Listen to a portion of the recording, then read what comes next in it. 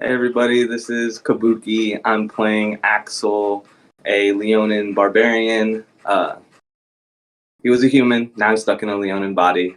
I don't know what we're getting into tonight. It's the last one could be a little crazy, so let's see what we get into. Might be Hey everybody, Viz V Islands. I'm playing Prince Ominius, currently captain of this crew. He is currently trapped in the body of like a ratty shifter. And yeah, I'm also very curious to see what's going on at this settlement. Like, so yeah, let's go. Hi, Goonie reporting in. I'll be playing the part of Ace, a swashbuckling half-elf who has found himself in the body of a Githyanki.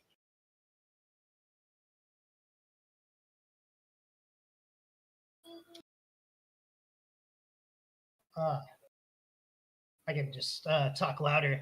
Is that better? Yeah. So yeah, playing Ace, a half-elf swashbuckling rogue, finding himself inside a Githyanki and still trying to figure out all this new stuff with the Astral agents. Not without moving the entire camera. See how I can.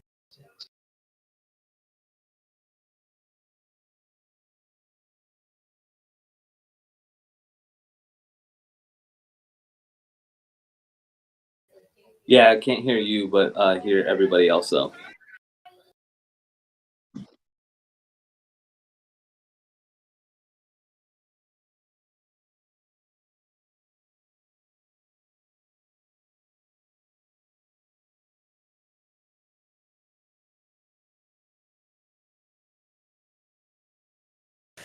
Yes, we're having technical difficulties. The software that we've been using to pump up the stream, which is OBS, had an update, and it is not playing well with Kiwi's software setup. So please forgive us as we debug the current difficulties.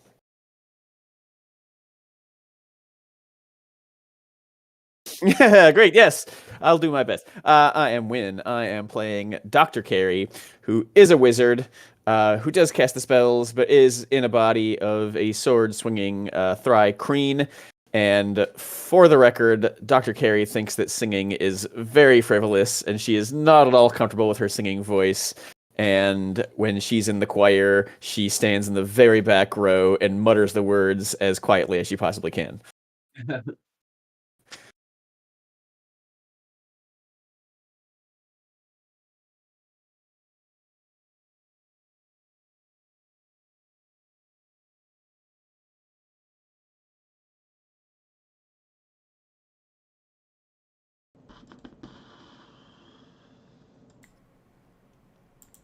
Okay, that's it. Found it.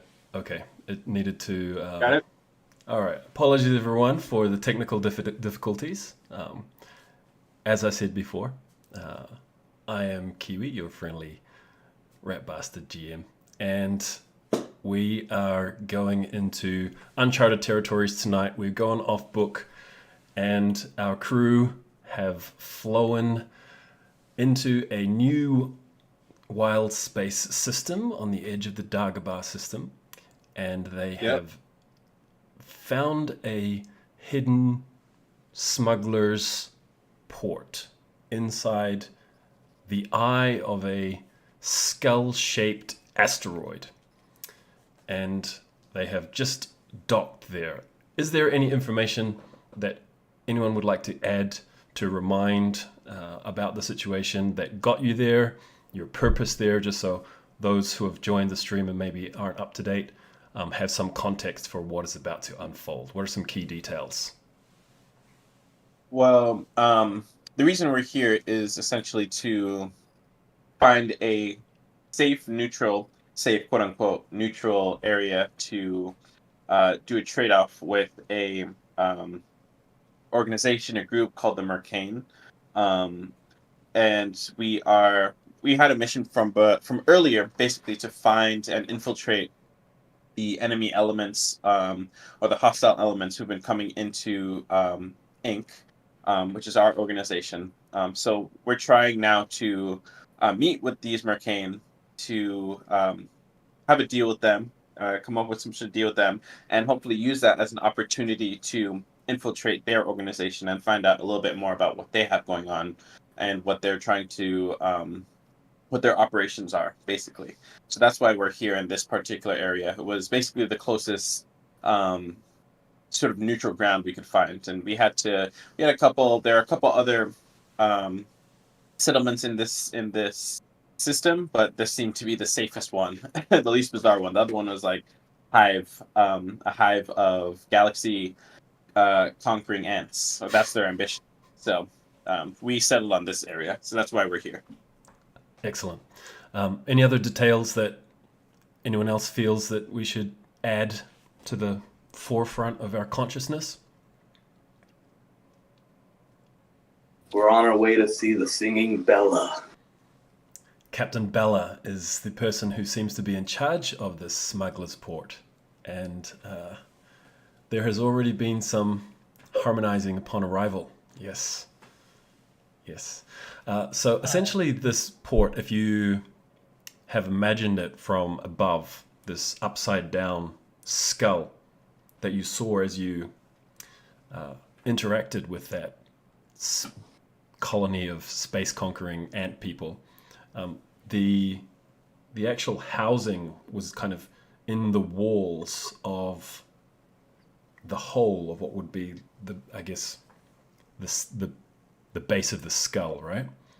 And you could see that went very deep into the asteroid. So you can imagine that as you've come into the eye of this smuggler's port, that the depth of the ant colony can't be too far away physically separated from this actual port.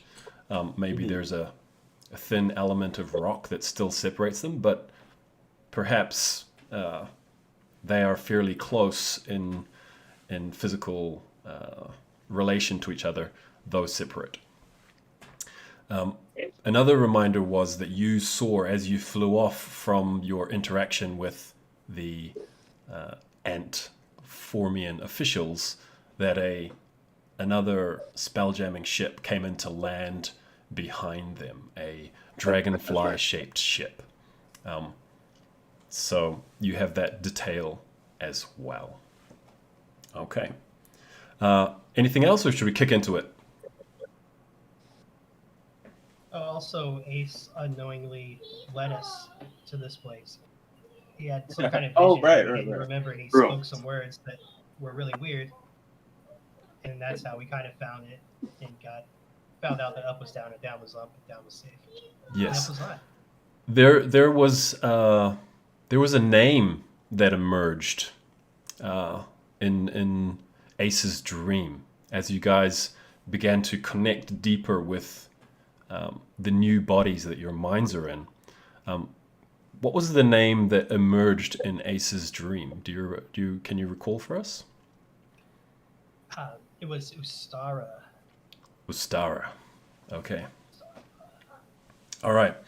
So the tyrant ship that you're currently using has just landed on the dock of the smuggler's port, coming around the side because your ship was too big to get into the narrow opening where most boats would sneak in.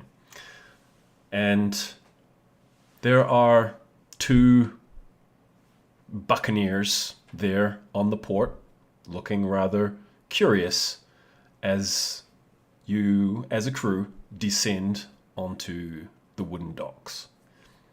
And one of the buccaneers, in a very musical tone, says, or sings rather, "Is that the razor, or do I just fantasize?"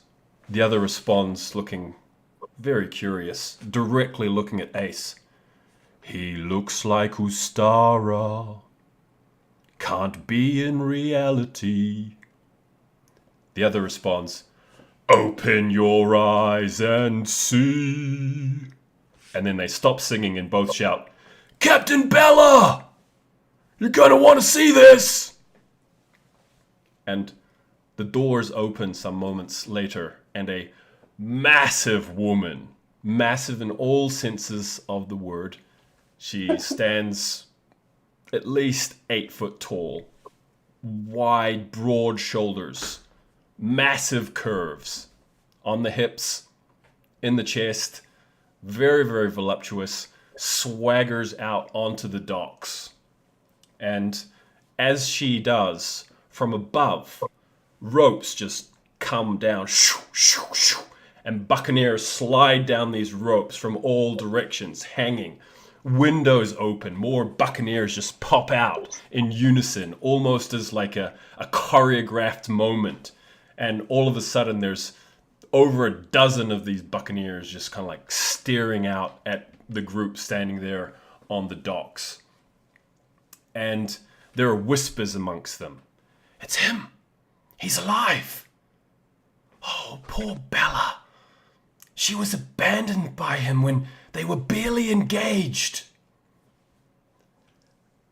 And Bella roars, "Quiet! I'm not a poor girl. I need no sympathy because I'm easy come." And in unison, all of the buccaneers sing, "You're the buccaneers for me tonight." So if I go like this, you're the chorus, okay?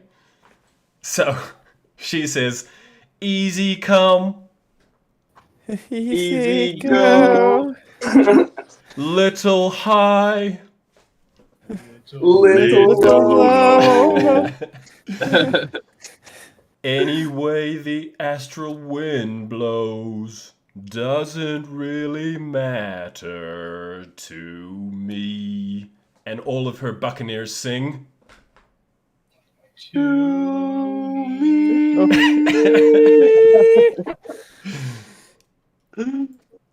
Ace, what is happening? I don't know. Suddenly, I'm just a lost boy. You don't really know me. oh gosh, I wish we could turn you up there, Goonie. I wish we could turn you up. I'm hearing you super quiet. Can you turn him up like on your Discord? Can I turn him up on my... Are you hearing him okay, are you? Not really.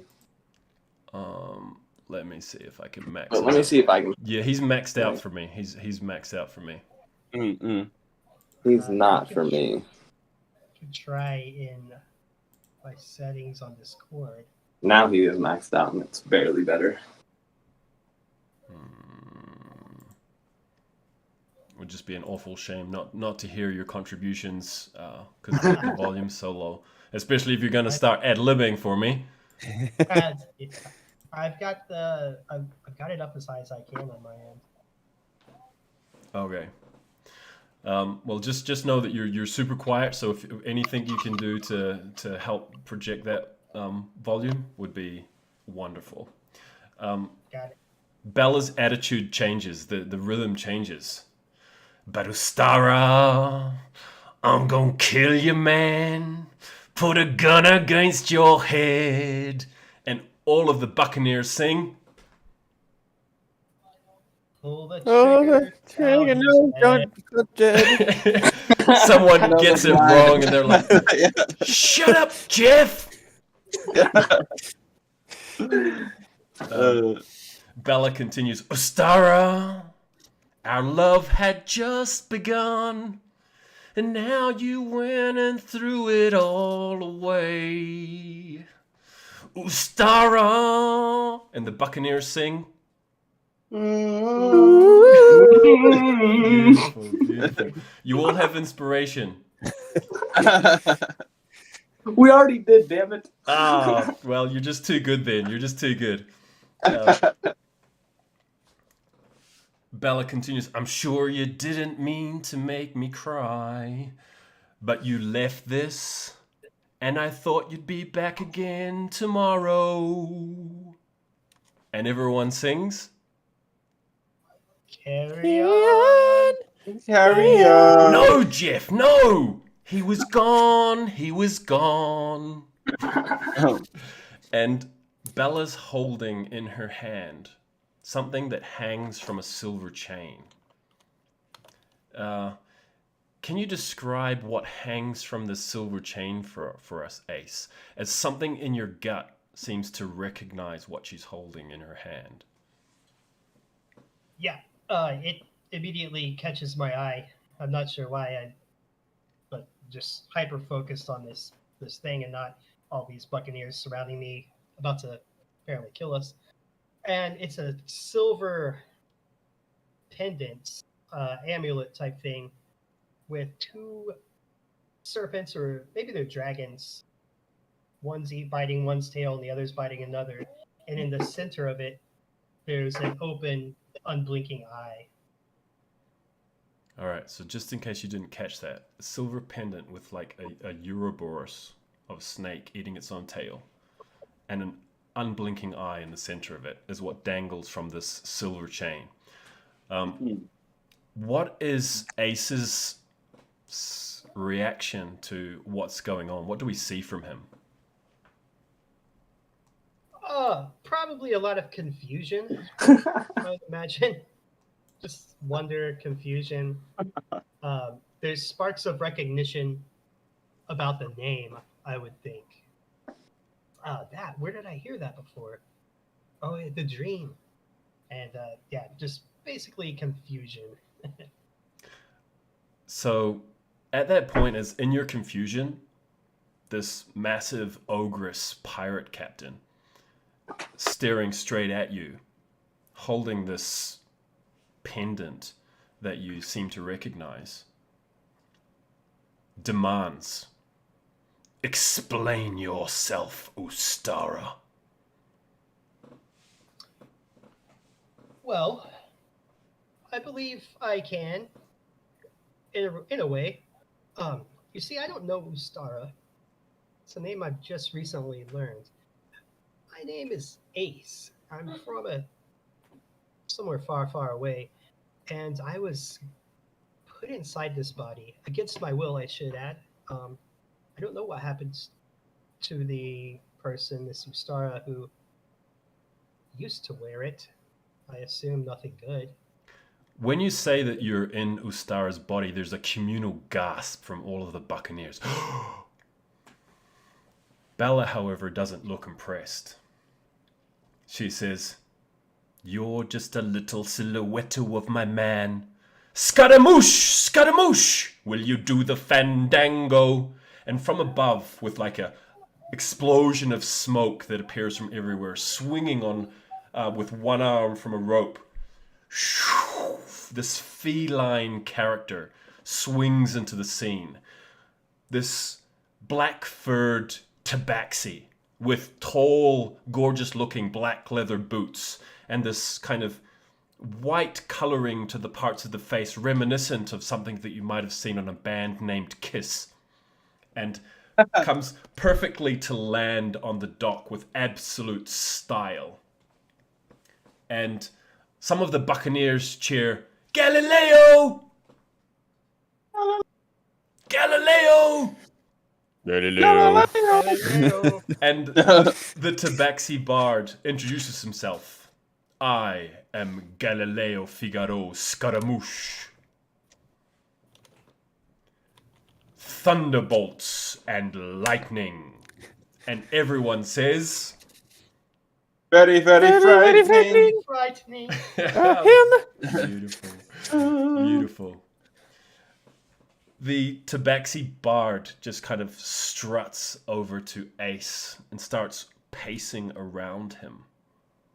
"So this is your Gith boy from your Gith Yankee family?" And Bella replies, "He is my Gith boy. Who doesn't love me?" And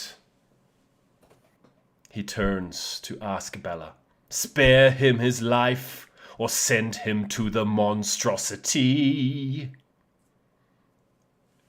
Bella answers, "Easy come, easy go."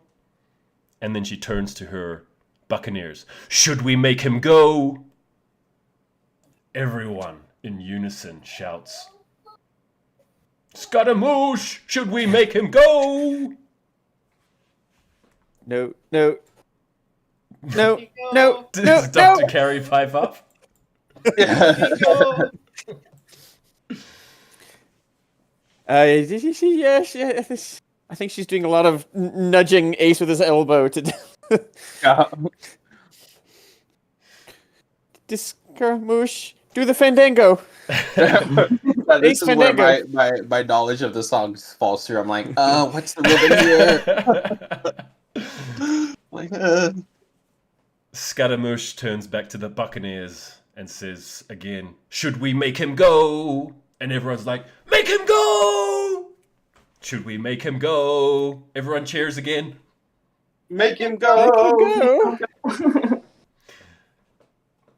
Putting No. away the pendant between her breasts, Bella says, Beelzebub has a devil put aside for you. And everyone chants, for you!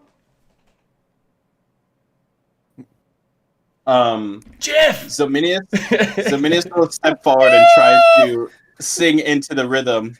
No, no, no, no, no. Oh. No! And we as your be beautiful friends. singing voice emerges from the above the chorus, the Tabaxi's head snaps and your eyes lock.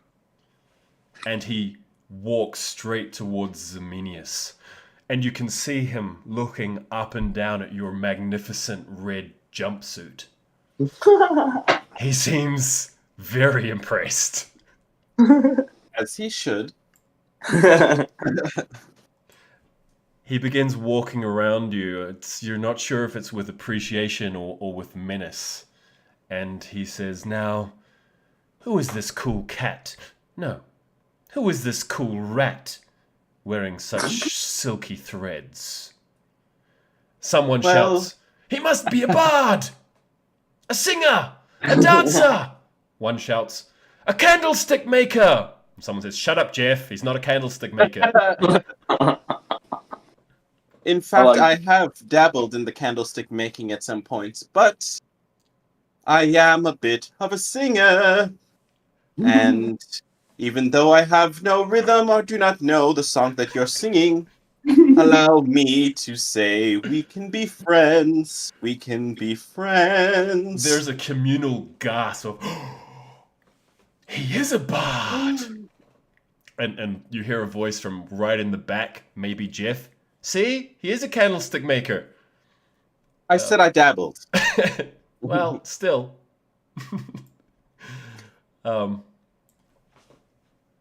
The Tabaxi bard says, friendship. I suggest something else. I suggest a bard battle. And everyone's like, yeah! A bard battle! Damn, son! Bard battle, bard battle, bard battle! Bard And they battle, start bard battle. amping it up.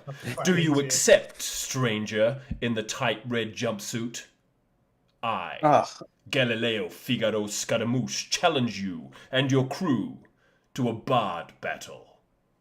A battle of the bards, if you will. Zaminius, enthusiastic about this. yeah, Sorry, he what was that glances from Dr. back Carey? at his crew and he's like, I'm nodding. Ace is nodding. A dance off? Dance off? Sing off? Axel, it's a battle of singing, not killing. No killing. Damn it! Where's the wine? It will be a battle of coolness, the Tabaxi Ooh, bard this is- clarifies. This is getting worse. This is getting worse for a We got second. this. So, do you accept, foreign bard? Our Captain Zoe is the coolest. Thank you, Axel, and you are correct. And I do accept your battle. I must warn you, I am quite practiced in the arts of exchanging lyrical blows. Good. It's been a while since I've had a proper bard battle. Thanks, Lies. This is awesome. Same Now- here, and Zominis is rolling up his jumpsuit sleeves and stuff, kind of stretching. We What better are get the Merca- rules? Will support you in your battle. Who is your band, Bard? Let me introduce you to mine. And he snaps his fingers, and from the crowd of buccaneers on the docks, you see some others emerge. You see this massive orc, piercings all over, tattoos all over. Travis Moon, he introduces himself, and he pulls from his belt 2 drumsticks, which he swirls around his fingers and just starts whacking on the wood. A girl moves into the fore. She introduces herself. Ariana Aguilera on vocals.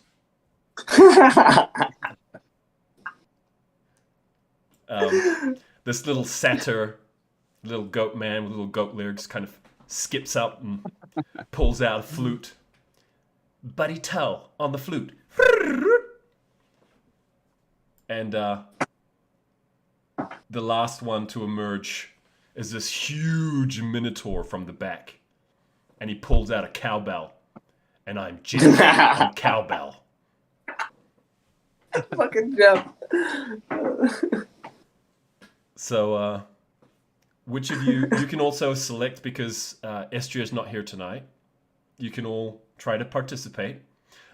You do have to pass a coolness test in your introduction of 12 performance to be cool enough to participate, and you can choose an NPC to replace Estria to support you in your Battle of the Bards. So how does Zemenius make sure that he's not going to be left alone in the Battle of the Bards, and he pulls his crew in with him? He turns back. Well, first of all, he turns back and just sees how everyone's reacting. So, like, what does everyone look like when they are seeing start. this? Yeah. Dr. Carey's absolutely doing the Homer Simpson fading into the bushes gif. Dr. McKevin's pretty cool. No, Come on now, he's- Doctor. It's the opposite of that. Now, of course, you can use other skills to be cool to replace performance by using your magical or physical abilities. That is, of course, absolutely on the table. So Minis will just seeing kind of Dr. Carey fading into the background. He'll quickly kind of move up and hold on to one of the doctor's like spindly bug limbs and say, Dr. Carey, you are one of the coolest people I have ever met. Trust me, we're gonna blow them out of the water. Just have a little faith in yourself. All right, you gonna stand with me? I feel like you're lying directly to my face. You know who's really cool. People think Vina is pretty cool, right? You're cool by like being condescending to people, yeah. I mean, I think Vina actually will be in the band probably, but have you ever heard of a thing called math rock? Trust me, it's about people who use their understanding of the way that the world works to make things work. Trust me, you'll be able to help us. You won't be up front, don't worry, but you'll be able to support us with your magic and with your skillful, incisive mind. Okay, maybe if I put my mind to it, I'll invent something called a keytar in the next few minutes. All right, give me a few seconds. All right, have faith in yourself. And how's everyone else looking? Oh, Axel is definitely down. He's down to battle anytime. Hell yeah. All right, yeah. So he just kind of Zemius looks over at Axel and he sees that he's ready. Just gives him a wink, like, attaboy. All right, let's start there then. How does Axel put himself in joining in the band? So, you know how Axel has his bandolier. He kind of goes back, looking like he's going to grab his greatsword, but right next to it, he grabs a flute and throws it up into the air. And as it goes forward, he starts tumbling and doing flips. And he goes to catch it in air, and he goes, Axel on flute. Of course, that roll receives advantage because you've already got your inspiration and you all sung with me, so I think it's only fair that your introductions have earned, without having to spend your inspiration, advantage. Nice. And also, Zaminius is like, as they walk by him, he is tapping them and giving them guidance. Each person as they do the introduction. Oh, nice. Just give him like, all right. So performance for that one? Yeah, but with advantage. Nice. Ooh. Caught the flute in the air. You see the satyr. I'm not sure how you pronounce it. Satire. The satyr. Yeah. The satyr Tull. Just kind of like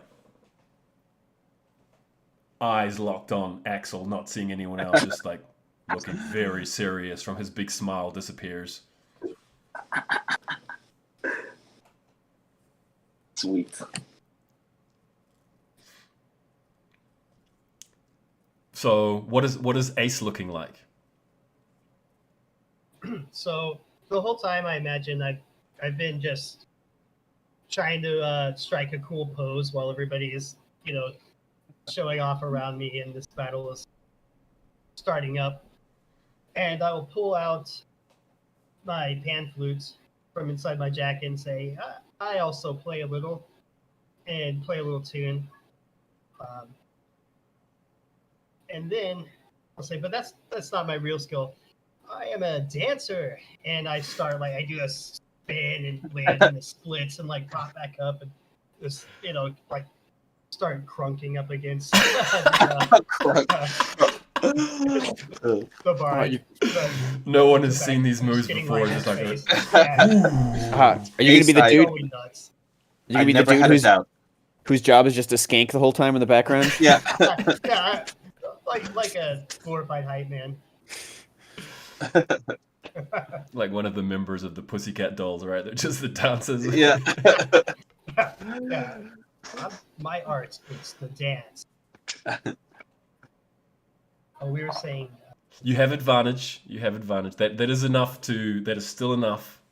However, but you do have advantage to be even cooler. So that is a 16. Moderately cool. The crunking is well received. There is some. Ooh, what is this we're seeing? It's new. Yeah. Oh, interesting. There's one guy in the back who's really into it. His life has changed by this by crumping. He's like, whoa. He's already trying it out. He's like, how do you do that? Cool. What? Hang on. He seems so free. Dr. Carey has not been able to blend into the background. Zaminius has urged Dr. Carey to participate. How does Dr. Carey respond in this incredibly awkward social situation for her? I think she started because okay, well, no, it's math, right? So music is math. It's subdivide and you can exponentiate. You can do it. Okay, and she remembers again as she's sort of flailing around. She remembers again that she has 4 set of arms. So she realized she can sort of do different pats. So she sort of starts tapping out some rhythms. I think being a 4-arm drummer is the way that she's going to go. Nice. And also, so I'm going to do drums. She's sort of patting. She's clearly, she loses the beat 3 or 4 times. But also, I don't know, pyrotechnics, right? Pachoo, pachoo, pachoo. And she shoots some fire bolts, and she turns one firebolt goes over this way. She says, I can make this one ice fireball. Pachoo. She tries to make a rainbow of different firebolts using her scribes to cast the bolts into different types of energy as they fly out. Nice. Zaminius gives you guidance, but he also takes an extra moment to say, "Atta girl, doctor, you've got him," and gives the doctor bardic inspiration as she goes by. Nice. All right, here we go. Oh boy, natural 20. Okay, with the crit, you can carry that advantage into your first performance as well. So your advantage carries over into the actual first song played by the group. Sweet. Nice, and the butterfly of the bardic inspiration is still fluttering around the doctor. It lasts for 10 minutes. Okay. Which means, and I can do it with that. You can add it to your roll when you it's still there. I see. You're just giving me another. Yeah. Okay, great. Just letting you know that's still there. You see the Captain Beller is kind of looking at Dr. Carey's 4 arms, and you see a third arm come around from the side of her with one of her other two arms, and she like claps the four-handed performance, drawing a kind of look of like, what are you clapping for from Scaramouche.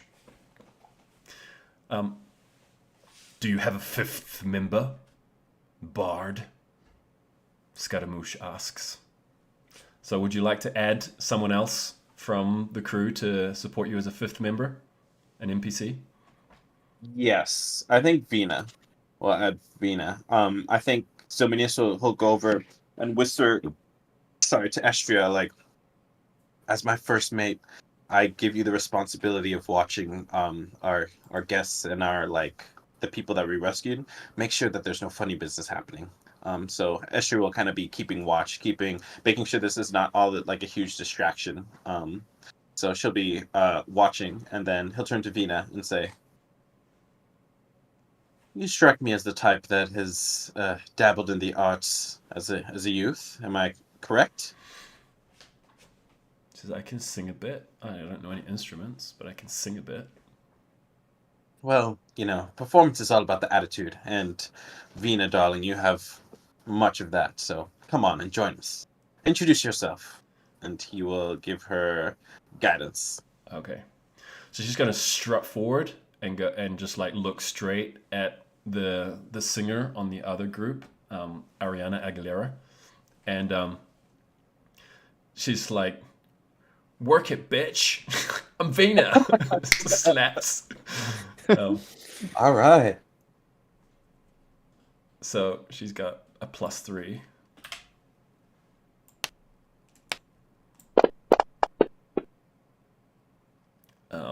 Okay, so she's gonna take the 7 + 3. So yeah, she's the 23. Or yeah, it would be plus whatever the D4 was from your inspiration as well. Oh, 24. Nice. Okay, so Okay. 24. You see Ariana Aguilera kind of like take 2 steps back, not expecting such aggression.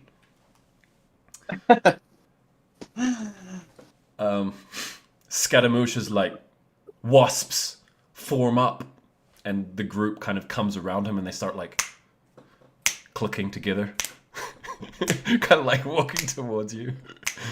They're like we need a band name. Oh no! yeah. So, what is the name of your bard band? And who is the leader? Who are you, bard? So Zominius is yet to make his introduction. Oh. Yeah, and then there is a silence as Zominius just kind of looks down. And then a flame erupts right before him as he casts Create Bonfire, and he steps through the flame, separating it with control flames, and he says, "I am Zominius Solari IV, and it is your honor to be facing me in this bard battle. I lead this band, and our name shall be..." Any suggestions? Our name shall be long pause. Guys, what's our Okay, name? I'm thinking. Yeah, I'm thinking, look back. I think we can be like the inky depths or the inky darkness or something cool like that, right? See the ink thing? See how I'm thinking? Yeah, he leans back, he's kind of nodding. We shall be the Ink Society of Flaming Brilliance. That's Okay. right. We're the Ink Society of Flaming Brilliance, and it is your honor to face us.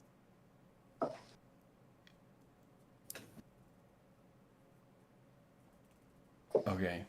Are you good to carry on, Kabuki? Oh no, this happened earlier. Okay.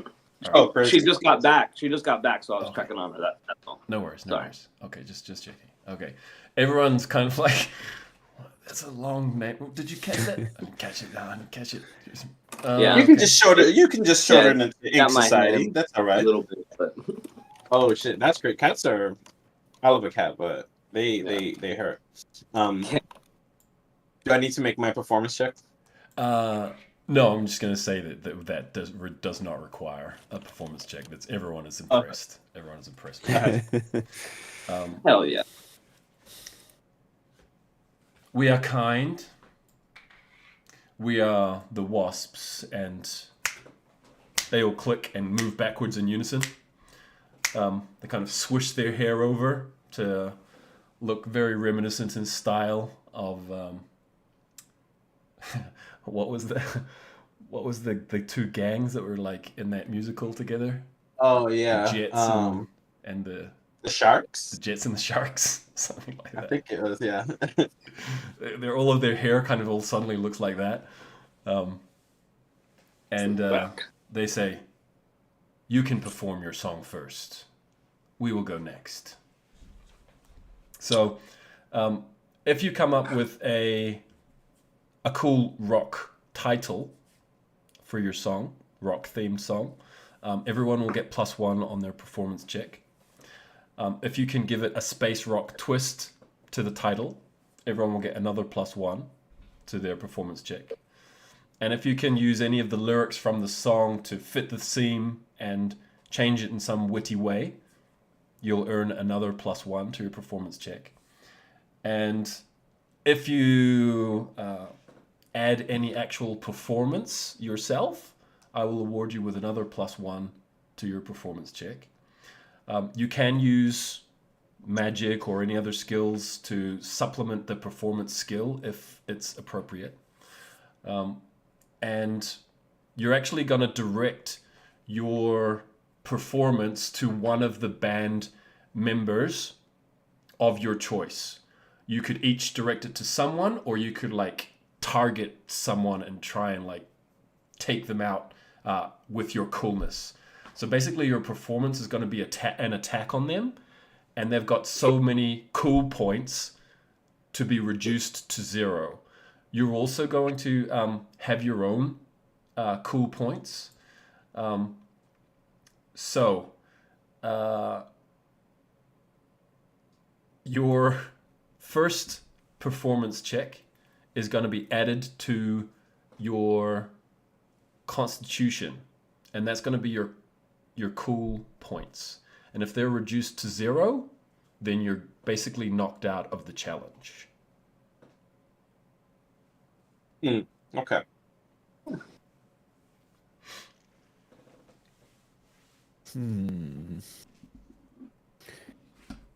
All right. So we need a name first. So start there. Space rock, asteroid, skull asteroid. We're on. Can we? Is it cool to threaten people? Sometimes. Occasionally. Seems in the We're gonna rock your skull into the cosmos. Rock your skull into the cosmos. Rock is like not. I like rock, but I'm like, it's not my deep genre. Really, I'm like, I feel like we're kind of a sort of a space oddity, if you will. Yeah, I'm going to like. It's a Red Hot Chili Peppers rock, like in terms of vibe. Like I'm thinking, I go to like soft rock. That's what I'm going to. But what are you guys going to mentally? Like, let's kind of get a theme in terms of where our heads at. What are you guys thinking? Was that like a Rock Me Amadeus vibe you're going for? Win? I think Carrie is thinking very gothic dark, but she's Gothic also dark. the least cool of anyone here and has no concept of how music works. So, Like, all right. So that makes me think of like Metallica, or Avenged Sevenfold. Actually, is. I can see There you go. I like that. What's the name? How's that song go? I am not substantially cooler than Dr. Carey. Backcountry. Backcountry is not a cool song, I don't think. But okay, so how about space like space country, Spelljammer country, Okay. or yeah, like Spelljammer country. Maybe welcome to Ink City. I kind of like that because we're representing Ink, right? So how about that for a name? Are you Okay. taking that from the Guns N' Roses "Welcome to the Jungle"? No, but it did sound very in that like it would be one of those songs. So I'm not surprised that it is. But that's Guns N' Roses. Okay. Welcome to the Ink City. jungle. Yeah. We got fun. There you go. There you go.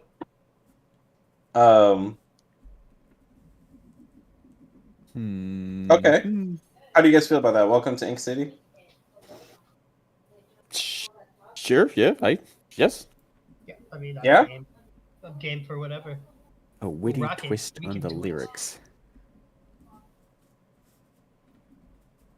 So are we, Kiwi, are we actually taking like a song and like If you're able, yeah, if you can take a song for like so that you have some reference, right? You can if you make up like a song, accept that as well too. I wasn't sure if that's what you're going for. No, I'm down I to do thought that for might sure. be easier for you, right? Just like take It's a definitely well-known easier. song and then like put a twist on it. Right. But if you Okay. come up with like your own song, oh, then sweet as. I thought that would be asking a little bit too much, but And that'd be a little tough. I mean, maybe for one person, but to all like kind of collaborate on that would be pretty. yeah, Pretty that'll crazy. be the next 3-4 hours as we put together Yeah, a basically, song. we're just slowly writing. Okay, so I don't know that Guns N' Roses song, but do you Yeah, know I that don't. song, Goonie? Or so maybe we should pick one that Kubiki. Do you like rock? I like no, not usually. Not usually. Yeah. I mean, This is gonna be really tough for me. Like I listen to like instrumental stuff, like Lindsey Sterling and like cellos, and I listen to a lot of. So. Yeah, I do too sometimes for sure. Are we talking about the violinist Lindsey Sterling? Yeah. Doesn't she like take all sorts of like music and then put it like in a modern? She does. Yeah. She does. Okay, so she can rock out for sure. You know, Run DMC like to talk about rocking, and Ace just said that he wanted to be the color man, so we could have Ace do the Flava Flav. It's true. Well, they've got like that one famous like rock tricky that rock song. Yeah. They did Walk This Way with Aerosmith. Walk This Way with Aerosmith. There you go. Rock This Way. I will say there's a Rammstein song that's going into my head thinking of the flute where it's like and I can't remember what the song was. What's it called? Rammstein? It's a Rammstein song, yeah. You can. Rammstein. I'm sure you could build that into. What was the song you said that you're suggesting? Win the Walk This Way. I guess I just suggest. I guess yes. I like think a that's mashup with Rammstein. Yeah, it's already basically okay. It's already a mashup. So yeah, a triple mashup.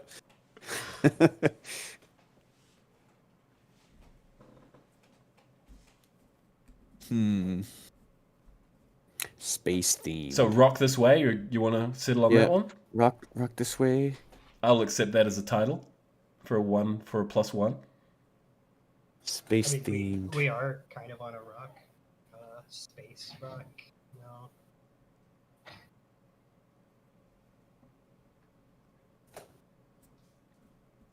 Let me just talk to my dog.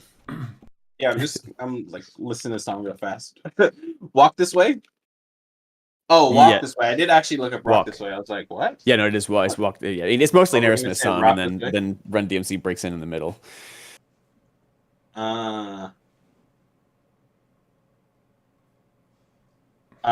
can do that. What about just to throw one out that came into my head, the Seven Nation Army? That's a classic. Yeah. Yeah, we could do that. What's the name of that song? I know Seven Nation Army. Seven Nation The Army. White Stripes. Yeah. Yeah, could we twist that? It's just somehow? it's played at every sports game nowadays. Is basically. That's true. I know the fucking Walk This Way is played at my job all the time. So I'm Really? I'm like, I don't want to. It's not actually a song that I wanna like. riff on that. I know, I'd like to do, but it's been beaten out of me. I'm like, do I want to riff on that for the next 20 minutes? Probably not.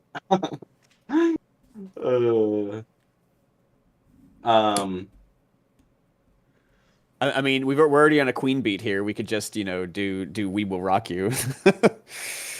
Yeah.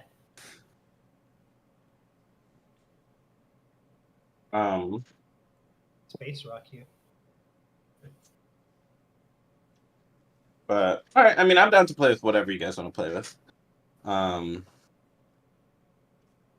Okay, so there's been several suggestions kind of been thrown out. Maybe if Yeah. each kind of says their preference of the ones that have been thrown out, then you can kind of decide where you're leaning. So I've heard Seven Nation Army. I've heard a Queen tune, or Walk This Way. What else has been suggested? Welcome to the Jungle. Mm-hmm.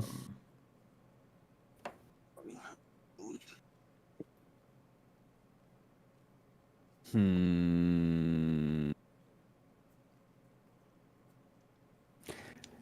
feeling like the glamming it up, like Queen or Bowie or something. Ooh, okay. Yeah. Let's do it.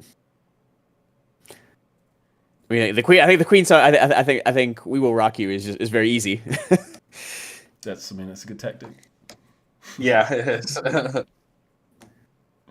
Also, it's classic. Everyone knows it. Okay, are you changing the title in any way to get the +1 for the title? Space themed. We will. Maybe that'll make the decision here. Okay.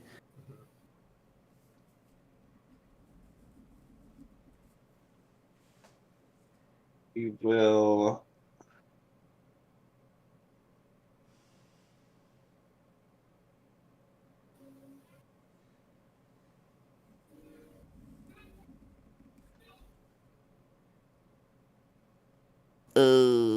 That's a kind of hard one actually to play off. no, Like yes. it's already a rocket. It's Very straightforward. Uh, What would the Bowie song be? It would just be Space Oddity? I don't know that. I don't think I know that song well. all right. Can I throw out one last option for a song? Maybe we will Cashmere? maybe we will de-asteroid you. We will asteroid you. All right. I do want to throw out Cashmere as a song. Led Zeppelin. Does anyone know that one? Sure. Yeah, of course. Is it the one that All goes right, ramble on? No, that's Ramble On. Oh, okay. Sorry. It's the one that Diddy did it for a while. It's Oh yeah. ba-da-dum, ba-da-dum, ba-da-dum, ba-da-dum. Oh, let the sun beat down on my face. I'm All a right. traveler of both time and space. Yeah. I like that. That feels a little bit thematic. That's a great song. It's a great song. That's all I got.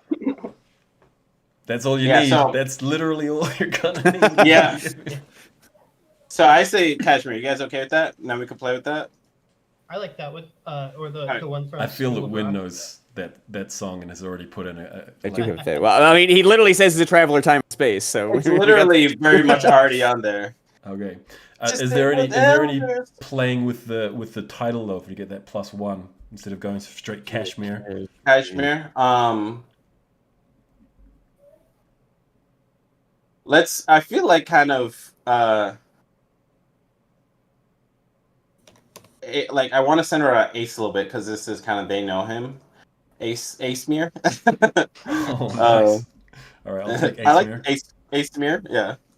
Okay, Ace Mere. Hey, come on. We're centering you, Ace, in this performance.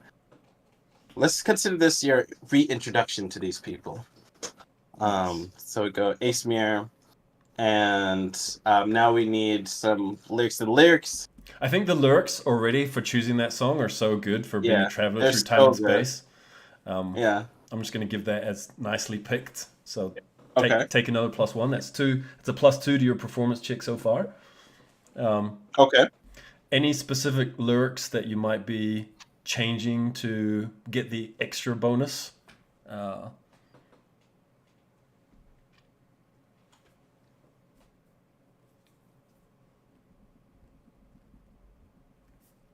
I mean, yeah, I do actually love this song. The lyrics are great.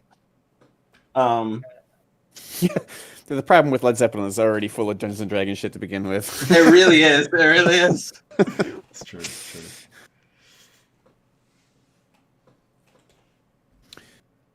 Okay, how about so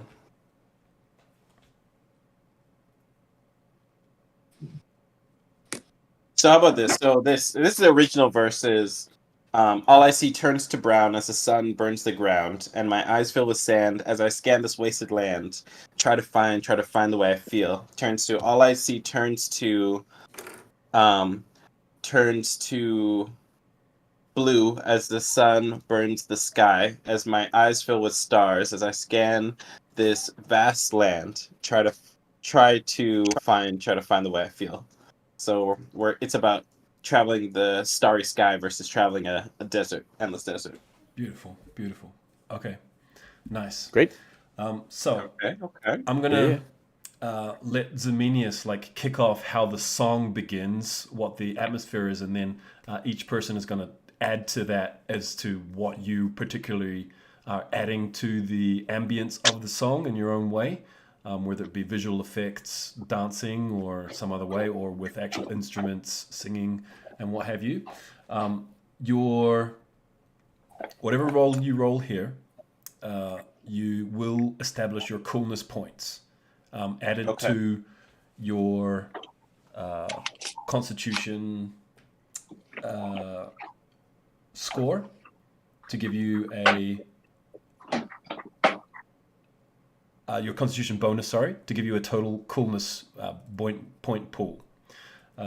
So whatever you roll will be doubled, and then added your Constitution bonus will give you your total coolness score, which will be your hit points for this event.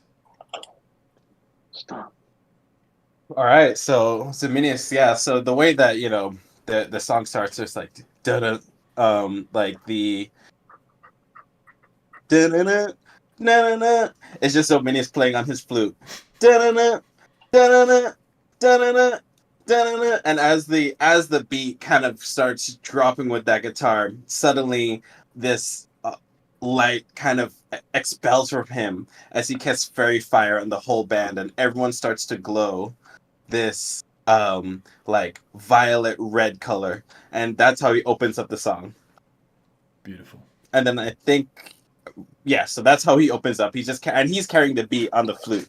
Da-na-na, da-na-na. Nice.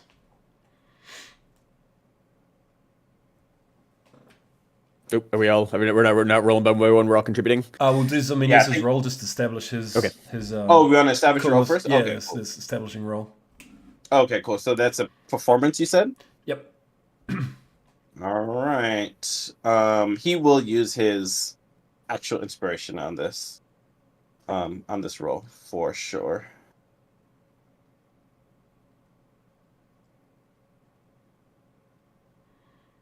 Nice. Okay. All right. So that's a 21. Plus. So then, what was the calculation? So 21 doubled will give you 42. Okay. Plus your Constitution modifier, Which is +2. Okay, so 44 is your pool of coolness.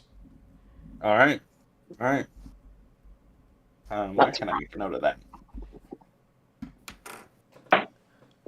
Okay. So we're on like a loading like a dock. Like is it like your classic like crates of this and that hanging around? There on there are barrels, and there's kind of like other areas for the ship to be docked at with like poles and crates where things have been taken off ships but haven't been like put away yet. Absolutely. There's also the wall and all these windows with all these buccaneers that are like hanging out looking at you guys. You can see like tables in through the door there. But at the moment, things haven't moved back into the interior of the building. It's kind of happening out here live on the docks. Okay, and the does Travis Moon, the 3-armed drummer, does he have a drum set? He doesn't seem to have a drum set. No. All right. Well, I got ideas. I mean, so this is like this is like a real heavy drum line here. It's just bum, bum, Yeah. It's all kick drum and cymbals. So what really I would like Carrie to do is like find like a empty barrel where she can just kind of slam on the barrel for the kick drum, and just like if there's, I don't know, some ship is unloading and there's just like a pair of like pans or something like that, or she just get the splash cymbal. She's supposed to bum, bum, bum, bum, bum. Yeah, you do see some pans lying around just before the performance, and they're handy. So yeah, so for some hi-hat, beautiful. Yep. All right, so I'm gonna literally pound on barrels and clash pans together to lay down the beat alongside with Ximinius. Okay, so this is another performance check. Yes. All right, and I already have advantage, and if I'm this roll gives me hit points, it seems like I'll probably just want to throw in that bardic inspiration with this regardless. Is that kosher? Do you have advantage? You can use it, but You already have your advantage. Remember? It carried over because I got a over, crit yep. last time. You did. Sorry. I got you. Because you rolled that crit. Yep. Yes. So if I can both do advantage and use bardic inspiration to buff my hit points, I am not going to say no to that. Especially 22, nice. And your inspiration die is a D6. Yes. Oh shit! There we go. Wow. 6. Okay, so I was gonna say, 28. it gives you the my motive potential gives you the ability to roll that twice and take the better one when used on a skill check, but you already rolled max, so very nice. So that's 56, and my con is actually +3, so that gets me to 59. 59. Wow. Woo, see, I told you, Dr. Carey. Carey stealing the show on the drums. You're cooler than you think, Carey. Don't distract me. I'm keeping the beat. All right, the beat's laced in. Nice. Okay. Ace or Axel, tell us how you're coming into this.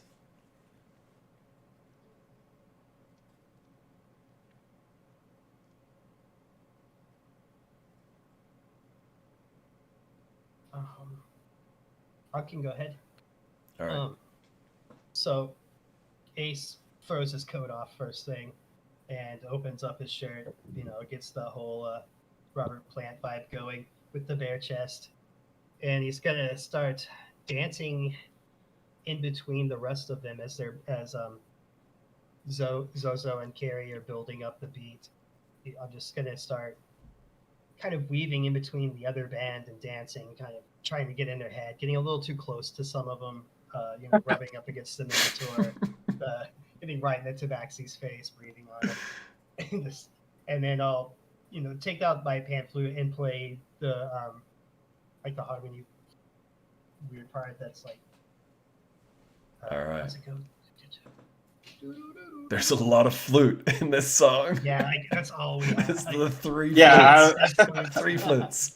Mine's a pan flute, so if that makes a difference. True, that's like 12 flutes in one. Yeah. Oh, we should have picked Stairway, dude. Oh, yeah. Okay, so I'm going to roll my performance as I'm dancing, frankly, too close to the rest of the band, getting in their personal space. I think I should use... Nice. So 25 times 2 is 50, and my con modifier is +3. Yeah. So 53. Wow. 53 cool points. Everyone is beasting out with the first song. It's going really well. Axel. Yeah, it's gonna change here shortly. Very, very shortly.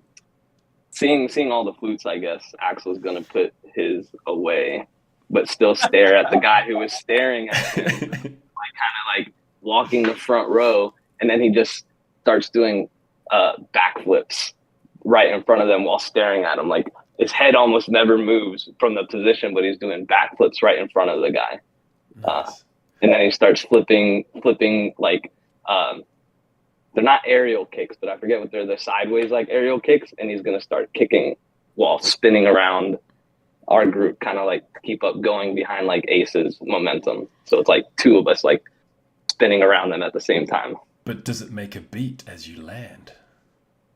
So Minas would like to give Axel a bardic inspiration. Maybe while he's doing that, he's kind of matching his flute vibe with him a little bit, try to encourage him.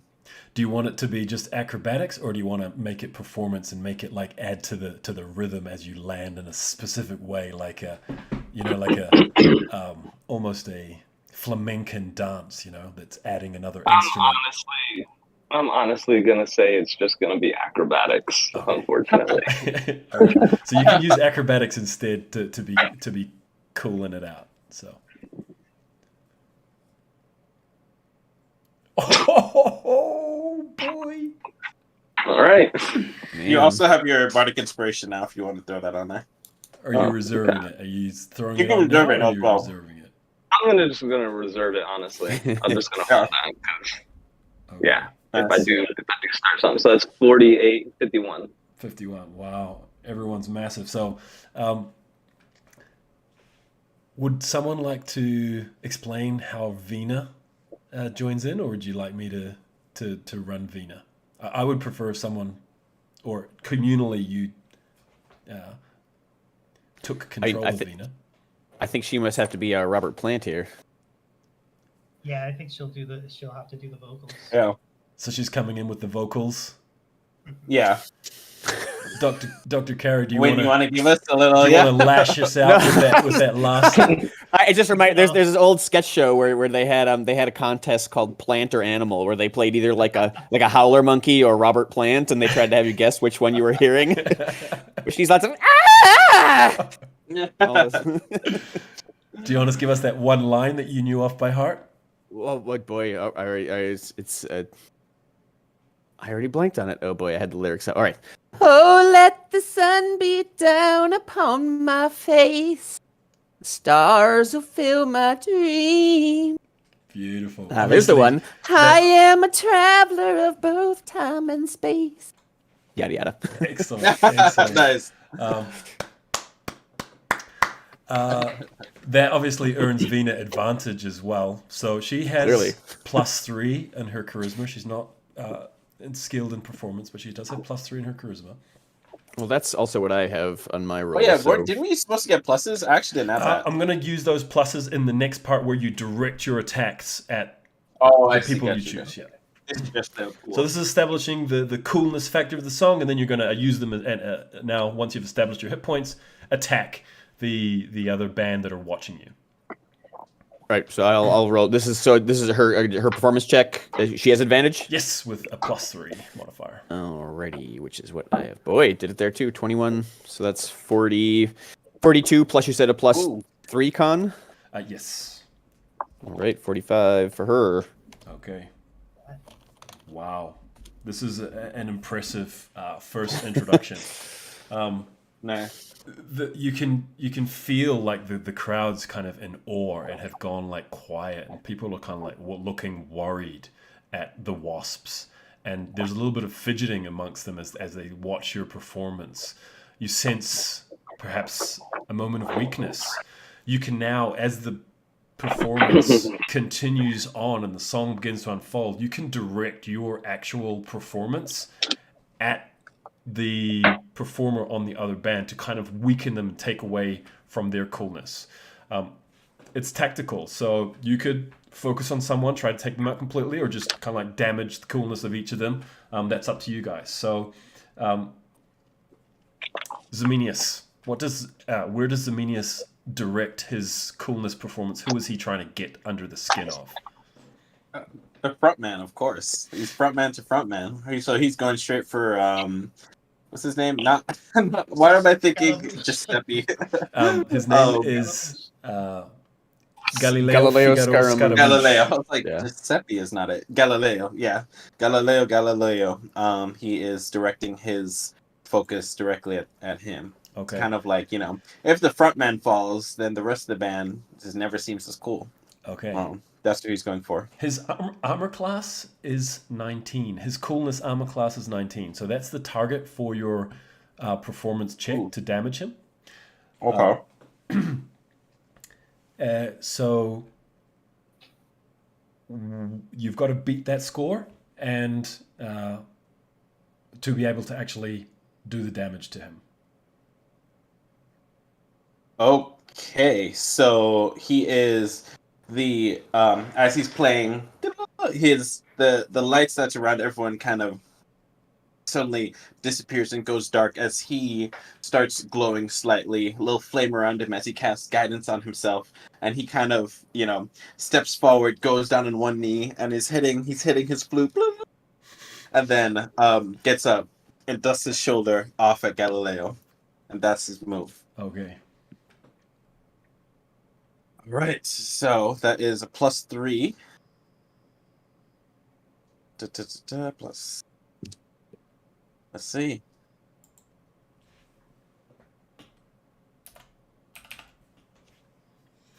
Ooh, 22. So It's a hit. catches him out. It's a hit.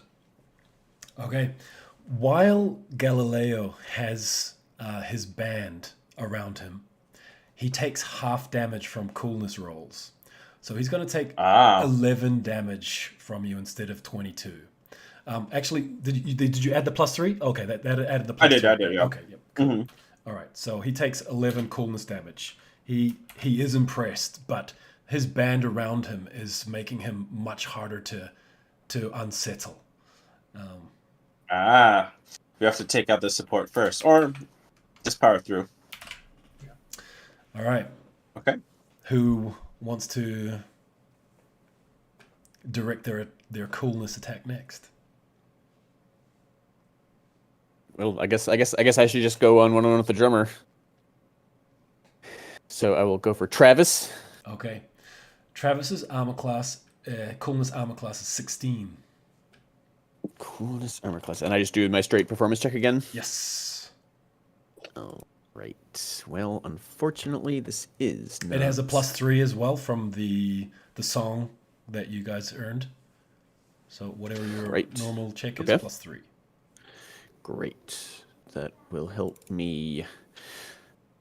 Ooh, got it. 19 to... Ooh, nice. For drummer check. Another hit.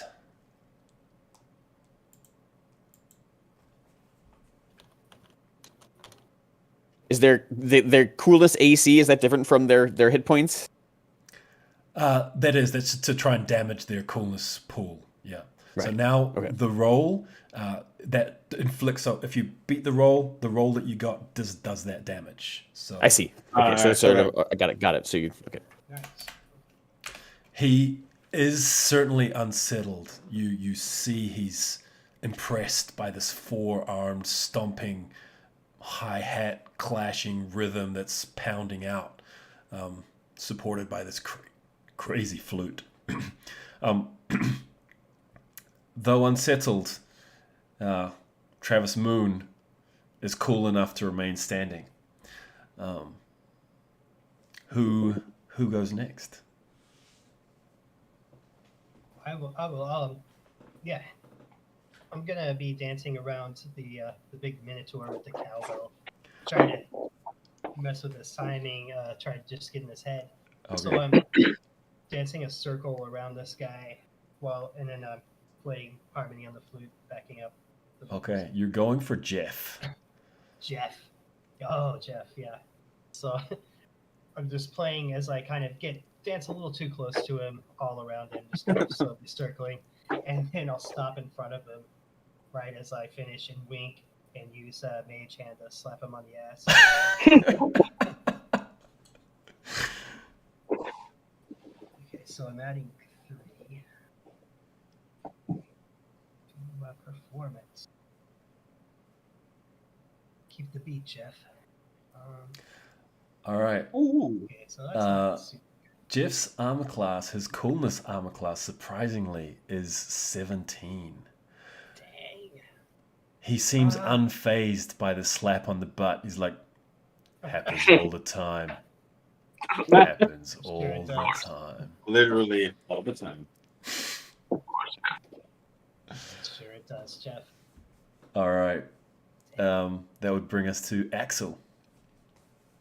Where is he directing his coolness attacks? Who was the one that stared at me? That stared at Axel. I forget who it was. when I pulled out the flute at the beginning. It was the satyr, Buddy Tull. Yeah. So Axel's gonna keep doing his acrobatics, but at the very end of one of his routines, he kind of like bounds forward, like full speed ahead on a dash, and pulls out his claws and scrapes it on the ground, kind of like at like Halloween Horror Nights type shit, where it sparks up and like almost throw it into his face, like right in front of him. Try to intimidate him, possibly. Okay. All right. You still want me to do a performance though? No. I can dig the intimidation factor of the performance. Cool. Like in any good dance battle, right? Yeah. I guess I'll throw my bardic inspiration on that for sure. So you can roll it twice, and then you can roll it one more time. Nice, and then you also get +3 from the song itself. 3. So Great. 16, That- 19. 19. No, it's 16. That is with my +3. Oh, I you just have did a that +0 modifier on your intimidation? Oh, Yeah. Wow. So 16. That's interesting. Buddy Tull's coolness armor class is 15. That is a hit. Oh, no. And it has gone above his coolness pool. He only had 13 coolness points. It's kind of a lame-o. He is a secret lame-o on the group. Yeah. He kind of folds in. No wonder he was And, so intimidated by the flip of the flute. just kind of Come on, turns Galileo. around and disappears into the crowd. Woo! Totally laming out. There's a hiss from Scaramouche. Like, what about Vina? I think she'd probably have to go directly for Ariana. Okay. Going at Ariana Great. Aguilera. Ariana Aguilera's coolness armor class is 14. 14. All right, and she's doing the same +3 performance check that Yep. So I she's was got a doing +6. with the +3. Yep. Great. That is a Ooh. dirty 20 to hit. That is a hit. And Ariana's coolness hit points are 20. Goodness gracious. Wow. Good job, Vina. Yeah. She fully gets into the song and just almost becomes like another person for a moment, where she's not self-conscious, not trying to be anyone else. She just embodies this song about this traveler through time and space. Good, Nina. Good. She's gonna trash the hotel room once we're done. You gotta watch her. Let her cook. Let her cook. I was already planning on doing that too. All right. So, as she tries to sink off, like, Scaramouche is like, "No, buddy, come back now. We practiced this many times. You're not backing out on this now." But both Ariana and Buddy Tull, they are going to be performing with disadvantage from having been essentially eliminated from this challenge. And this dun-dun-dun, dun-dun-dun starts playing out as from the back of Scaramouche he pulls this. Is it an axe? No. It's a lute, but it's a crazy looking lute. That lute looks like an axe. And he you see this electricity just come around in his claws and just he turns all of the sounds just like into electric sounds from this electrical hand that he's put into his lute. And they begin to sing, "For those upon this rock, we salute you. For those upon this rock." And just this beautiful AC/DC anthem inspired song starts coming out. And they're going to send their coolness attacks back at your guys' armor classes. So essentially, your armor class is going to be 10 plus your performance modifier plus your constitution modifier. Oh, Okay? Okay. So, on drums, still standing, Travis Moon is going to make his roll against his opposing drummer, Dr. Carey. All right. I'm AC 16. Okay. ooh. You're not that impressed, honestly. He seems shaken. There's a few drops in the rhythm, and he almost drops the drumstick at a certain point. He's sweating. 3 arms is okay. Yeah. No, it's Bella rhythm who has is the off. 3 arms. It's Bella who has the 3 Oh, arms. is it? Yeah. Ariana Aguilera on the lead vocals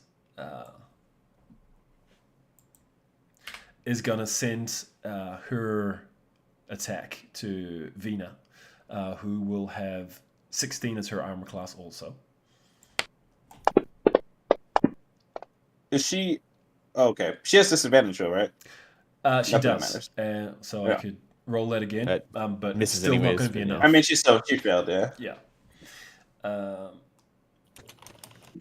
Buddy Tull on the flute is going to send it at the man who's sparked in his face, trying to regain some of his lost dignity, but also with disadvantage. My armor class is 11. It's not Oh, enough. It's wow. not enough. You're unfazed. You Wow. can see he can't look Axel in the face on the flute. It almost turns into a dirge. Jeff on cowbell This is the battle. is going at ace. He's going at ace. He's not that great a performer. He does have physical prowess, though. He is giving everything he's got to the cowbell. Cowbell is a formidable weapon. Oh But man! it's not enough to Wait, they're upset purple. ace. It's, my AC would be What's Ace's AC? 20. What? He was halfway there. Gracious. Yeah, Wow. Performance is +7, and my con modifier is +3. Okay. Ace is even cooler than Zominius. Zominius is like, oh hell yeah. It's just totally unfazed by the performance. Yeah. Okay, and then All arms crossed. Galileo Figaro is obviously returning his attack towards Zominius. Is 16 18. enough? 18. Yeah. It's good, but with his faltering band around him, it's not good enough. And you guys stand tall after the performance. There's a kind of scattered applause, but people are kind of getting worried. And Scaramouche. Are we winning anyone over in their crowd? Yeah, you definitely are. They're Good. secretly kind of being won over, but you can tell that Scaramouche is like, all right, we're taking this inside. And he pushes past Bella, who's like, what's happening here? He's like, to the stage. And Nice. everyone kind of files in, and the door now to the room where Bella emerged from is open, and you're kind of alone on the docks. Are you following them in? Zominius follows them, yeah, definitely. I smile. Got him on the run, boys. Team society, forward. Yeah. I smile right at Bella as I walk past. Because I tip over a barrel and start rolling it. Okay.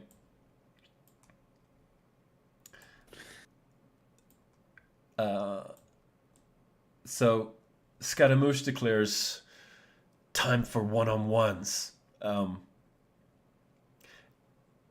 Ariana's like, I'm done. I need a drink, and she just goes to a barrel and fills up a massive tankard of a mega pint essentially. Space ale. Yeah. We should totally have a bottle of Space Jack Daniels to be passing around this. Oh, fancy wine. Yeah.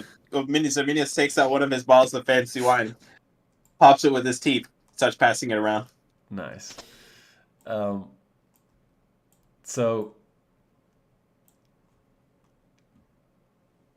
let me share the map with you guys.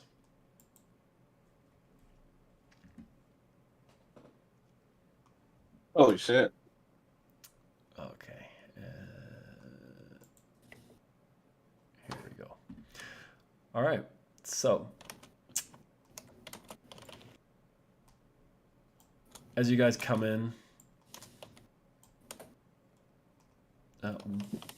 where are you guys going to head in the in what seems to be essentially like a tavern of sorts with like a large performing stage on one side?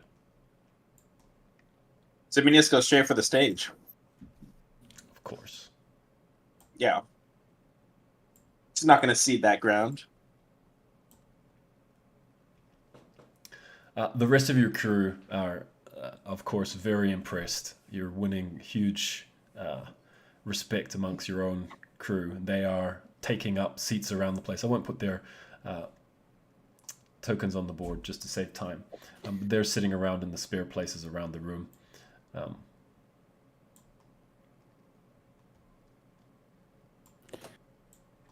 Nice. Oh, I'm not going to lift this thing up on the stage. Come on now. Okay.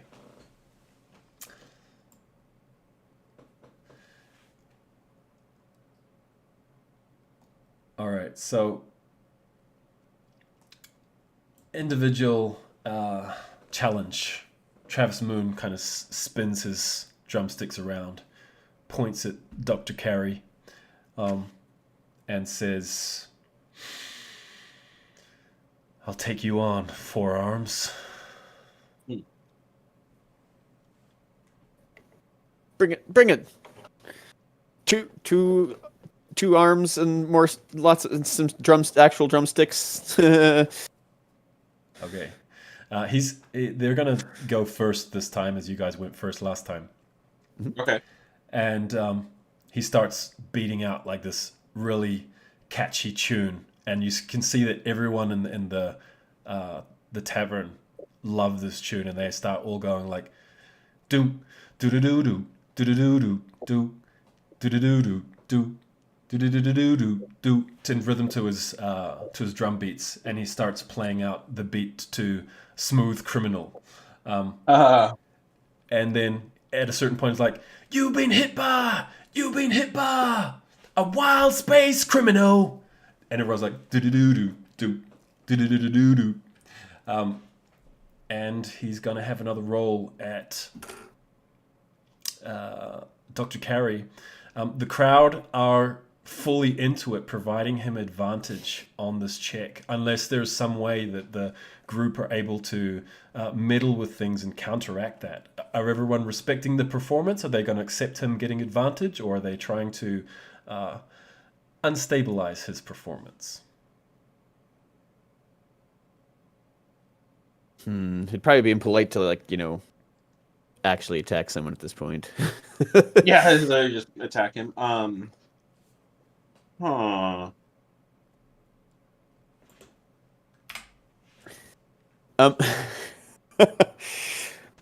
Is I'm gonna roll. I'm gonna actually just roll my own personal Constitution check here to see if Carrie is willing to. Well, after the dream that we had last night, Carrie is feeling a little more malicious. Might not be quite the right word, but a little more Machiavellian than she used to be. So I think actually what I want to do is use the whisper, use the message cantrip that we've been using to talk around the ship, which of course is supposed to be whispered. And she just wants to count. She wants to totally count off beat. She's 1, 2, 3. Great. That's great. 1, 2, 3, 3, 3. Which will give him disadvantage. So you're cancelled out his advantage and making it a normal roll. And it throws him, and he's unable to hit you in the cool spot. So Dr. Carey. What will Dr. Carey be doing for her individual performance? Okay, this is certainly much too much of a deep cut, but Yeah. sticking with the Led Zeppelin, I'm gonna point out that in Moby Dick, there is a 2-minute drum solo, which is just. So she wants to absolutely do the solo from Moby Dick on her pots and pans, and kick over the stool, beat on the barrel. Use every single resonant thing in reach of any of her hands to do the most ridiculous drum solo that one can imagine. Excellent. All right. This is just a straight performance check. Yes, at this stage, yes. Unfortunately, she's being very ambitious and does not have the skills to back it up. That's a 5. Okay, so Travis Moon has survived. You've kind of gone into. She got in your head. It's so much bitter. She got bigger than her britches. It kind of just looks like you're just destroying things, kicking things Yeah, over. fair enough. I take a swig of the wine. Nice. Okay, so Jeff on cowbell is gonna come up next and point at Axel. No, Ace. And he's gonna play the musical line on cowbell of "Fear the Reaper." Don't fear the Reaper. And someone calls from the back. I've got a fever, and the only cure is more cowbell. And it just inspires him to beat even more. As he's jazzed up by this, the crowd seems to love this, and getting into it are going to provide him advantage unless someone's going to intervene, as Dr. Carey did, to try and unsettle him. Is anyone going to do that, or are you going to respect his cowbell performance? I mean, he said he was used to a goosing, but you can yeah. really test that. Yeah. Ace, do you have anything that you're gonna do?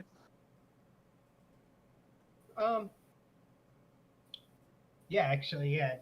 I think I will just give that a shot again with the mage hand, like as he's making his move to walk up and perform, just kind of mage hand, little slap right in the ass as I wink at him.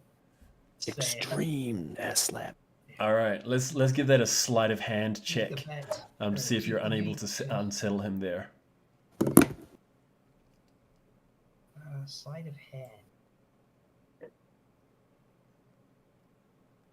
Oh, It hovered on. He seems to be like ready for it. He kind of ducks his butt out the way. He's like, "I told you, man. Happens all the time, all the I time." tip my hat to him. All right. He's going at Ace's huge coolness armor class. Oh, hang on, that didn't roll. Why didn't that roll?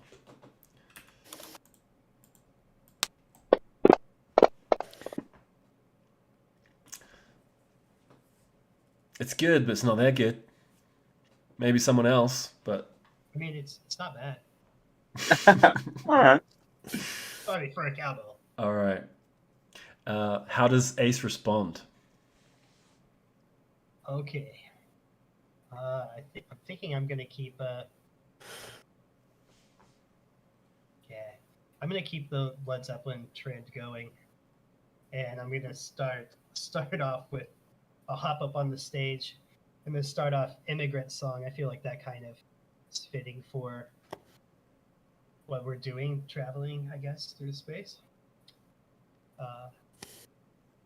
So yeah, just gonna. Ooh, ah, ah, ooh, ah, just like right up into miniature space. Come from a land of. It wasn't nice and so. God damn it! I should have thought of this before. Hey, The dog's joining in the my background. dog wants to join in. come from the land of the Fae, and I don't know how to change the words. Beautiful, beautiful. All right, Yeah. so just Something to that effect. the song is which one? Immigrant song. It's the Thor song. Yeah, it was in School of Boom, Rock. ba da ba boom, ba boom, ba ba boom, ba boom, ba ba Yeah. boom. Oh, very cool, very cool. Okay. Uh, For actually singing for us and getting your dog to join in, have Yeah, he's advantage. nice. So we're gonna be rolling performance again for the singing. With it.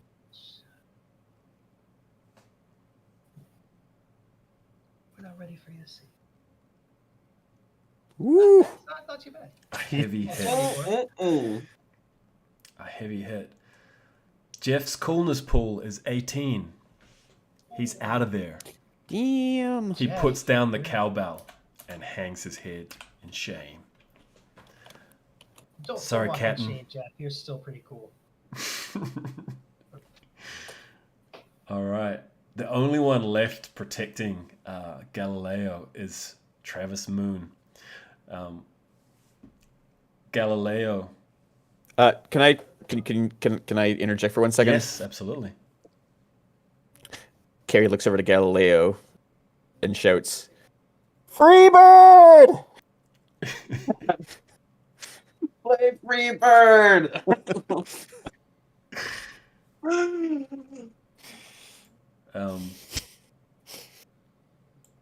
What if he was actually going to perform Freebird?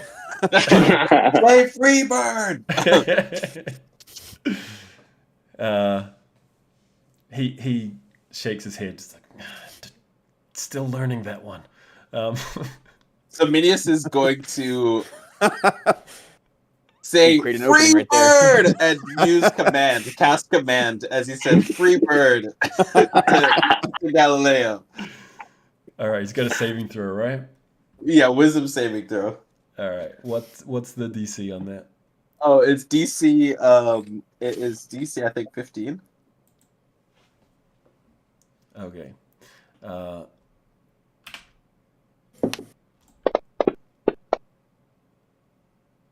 Freebird! Oh, he's like, Excellent. I have much that was great. Free bird.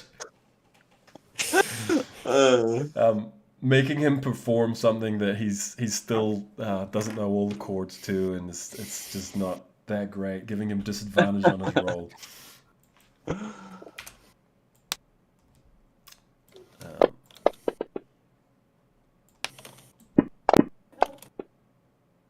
It doesn't go well. It doesn't go well. He's getting uncomfortable, and he kind of comes off stage like, what is happening? What is happening? He will take double damage on this turn, and his performance has damaged Travis Moon, leaving him exposed. So for the finishing blow,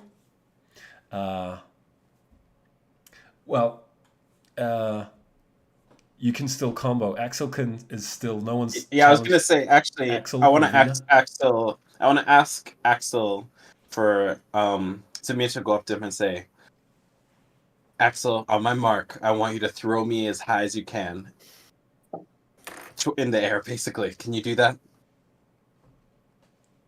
Captain. All right. So it's just Galileo is the only one that's left. Yeah, and he's gonna take double damage on this turn because of his such sick. terrible performance of that horrible song. So yeah, so Minis goes up, and he's starts playing. He's playing. He's kind of grooving on the flute slow, and then he starts up with. Listen to the wind blow.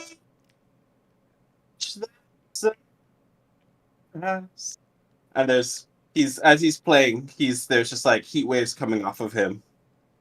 Run in the shadow. Damn your love, damn your lies. And he goes on, he's playing, he's getting into the song, and then when it really starts getting into the song, he gives Axel the nod to throw him into the air. Nice. Sweet. Give us just let us see how the throw, how amazing it is, Axel. Just give us the athletics check there. Mm. All right. I'll use my inspiration. Okay. Do it again. Better. It's bitter. Better. It's bitter. Definitely. It's enough for advantage. It's not as Axel knows he could do better. His hands got a little bit slippery, but there's enough height for Zemenius to make a spectacular move for advantage. As he's flying in the air, he casts Feather Fall as he's coming down. So he's floating and he's lying on his back, playing.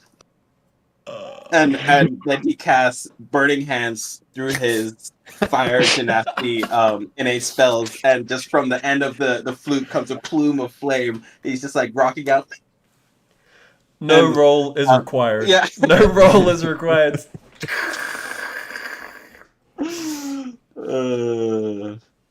Oops, that's the wrong one, but yes. No, it's too cool. Please don't roll. Please do not roll. Okay. In Cool, honor cool. of the amazingness of that moment, that is an auto crit.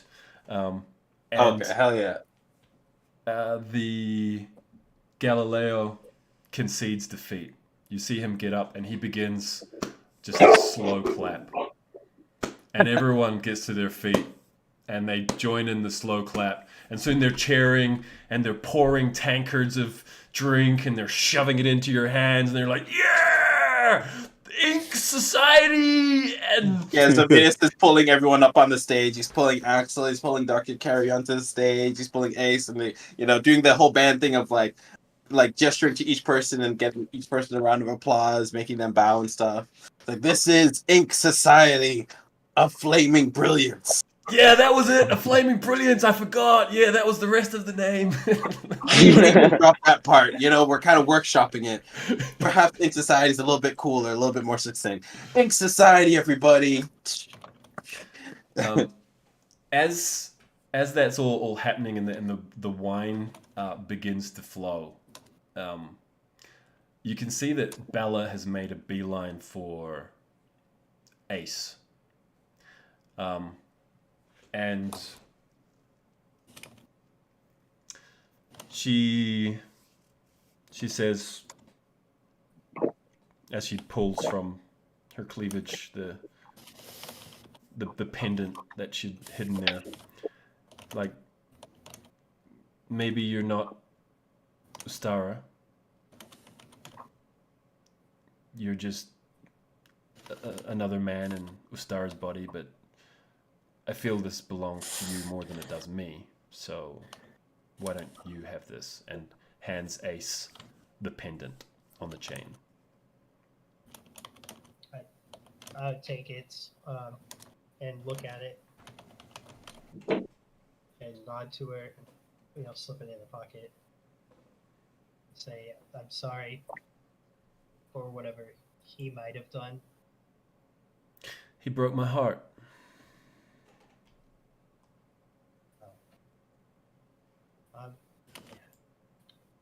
It's a pirate's life. What you gonna do? What are you gonna do? And you feel like 3 slaps on your back from all 3 of her arms. She's incredibly strong. So. Yeah. And a pirate life for all of us. Okay, so your group, Ink Society, has earned 1 reputation amongst all of the pirates working in this Smuggler's Cove, and particularly Galileo Figaro Scaramouche.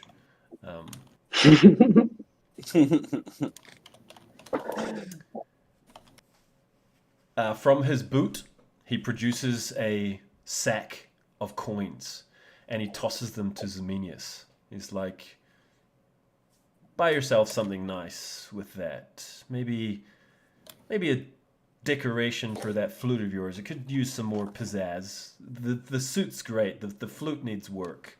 But maybe you can get yourself something nice with that. Well,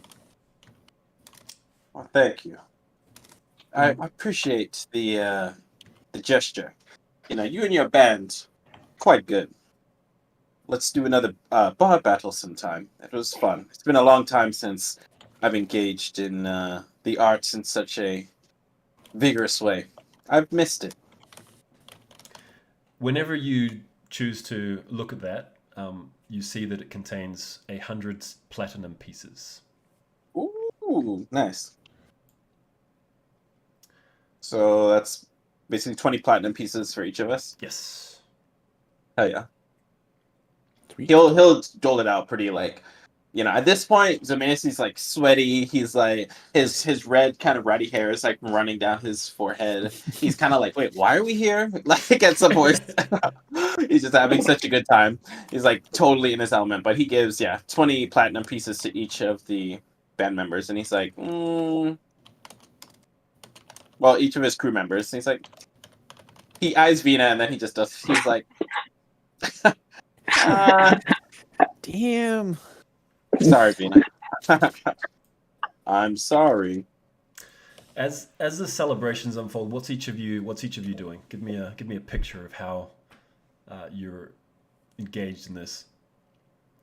Don't go any further than say like 15 minutes, because in 15 minutes the events will change the situation. But the next 15 minutes of joyous celebration, what is it that your character's doing? Axel will pick up a couple tankards and go over to the Minotaur and sit at his table and have like a drink off with him. Nice. He's right into that. It's like, Jeff. That's my name, Jeff. Jeff, I'm Axel. He'll offer like a clasp of forearms. Axel will take it, and as he's holding it, he kind of eyes him out of the corner and just starts chugging his tankard while he's still holding the grasp. he won't let go, and he'll start chugging his, still looking at you. His eyes are getting bigger as he's like drinking the whole thing. Yes, so is Jeff's. All right. I think they finish at like exactly the same time, and they like give each other the nod and ask for another. Absolutely. All right. What are Ace, Carrie, and Zemenius doing during the next 15 minutes of festivity? Well, with everybody sweaty and hot, I think to begin with, Carrie sort of reached up to wipe her sweat off her forehead and realizes that bugs don't really, I think, sweat. So she's we kind of rub. So once she gets over that, she'll go over to what's his name? Brendan? Nope, not Brendan. Travis. And she'll give him a shake. Maybe ask to see his drumsticks. Share the bottle of wines and pass it around with him. Though after what 10 minutes, I think she'll start what's happening. She kind of looks out the window back towards the ship and wonders what's happening, like the stowaways and so on. And she might ask if it's okay to let kids and others sort of run around the town. Oh, as in the stowaways. She's talking to Travis. Yeah, like if we let our stowaways sort of if we let her out, is that okay around here? You guys seem like a rough crowd. Oh, we are a rough crowd, yeah. But no one touches any of ours, and no one touches kids around here. They'll be fine. All right, good. I'm great. Thanks. Hey, have another drink. Okay. Nice. All right, what about Ace and Zemenius? Go ahead, Ace. So I think I'm gonna be, since I'm already, kind of chumming up with Bella, I'm gonna just continue that. Offer whatever drink is best to me, take a drink, offer it to her, and I'm gonna try to talk to her about Ustara. Just start like, do you think like thanks for not killing us like everyone said to, or killing me, because I look like this guy, and I'm gonna ask her like, do you expect me to get that kind of reaction everywhere I go now? Like, what should I know about being this Ustara? She's like, yeah, well, we were, you know, I thought you look like you've got a good crew, and I thought maybe, I don't know, if Galileo had won the Bard battle, then we could have, you know, sent you to take out the monstrosity and the other asteroid. There's this big space worm just living in it, and it's controlling the only clean entrance we have to the port, so we have to keep flying over the Formians and paying their taxes. It's really annoying. These guys are so annoying. Yeah, so, you know, I just saw an opportunity that maybe, you know, we could send you guys, and you got a tyrant ship, so maybe you could take it out. I mean, that would be amazing. Then, you know, we would never have to pay tax to the Formians again, but Would be cool. you won your battle fair and square, so... the next group that arrive here, we'll send them to the monstrosity, you know. Just but- slow nod. Yeah, I know that Ustara's superiors, they've put a large bounty on his head, so anyone that notices you might want to try and cash that in. I'm not going to cash that in. You're good. Thanks. Yeah. You're It's good with to know, us. though. Good to know. But Thank you, Bella. yeah, I would say any port you Space land in, anyone that recognizes you, anyone related to the Gith, be it Githari or Githyanki, they're gonna know Ustara. You made a pretty dark reputation for yourself and your crew, so All right. Well, that's not a relief at all. yeah, no, I wouldn't be relieved. That'd be But that's Concerned. horrible. It's almost as bad as a space worm. yeah, Space space worms, Ugh, terrible. tell What- me about it. What's Zemenius doing? Well, Zeminius, I think with him and Galileo are probably arm over shoulders, like just leading the tavern in like pirate shanties, just like, you know, yo, open a bottle of rum, and they just like like totally pals now. That's what I think, based off of like, you know, they played, they respect each other. It was a good battle. They kind of made up afterward, and now he's just reveling, you know, basically, you know, yeah, totally. That's all he's doing. Having a Beautiful. good time. He's it's been too long since he had a party, so that's what he's getting into. Okay. The crowd at a certain point of the festivities, about 15 minutes in, kind of there's a like a scare that quiets the music. Everyone's turned around and looked at the still open windows back out into the docks, and there's just the head of this massive shark looking in through the window, just floating right there at the window, and sitting on the shark's back, dipping down the head to look in through the windows, a Githyanki. And the Githyanki calls in, sorry to interrupt your little party here. The ship out there, it's empty. I'm looking for the human host that is home to McKevin.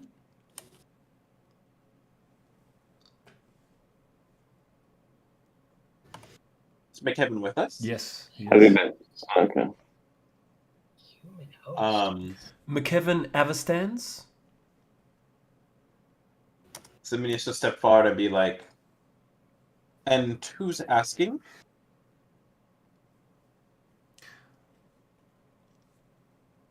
I am Kitru, and hail to you. I have come to retrieve something that is of interest to my employer. So please produce the human vessel named McKevin Everstands, and all will be well. Bella stands up and kind of growls. There'll be no threats made here, sir. I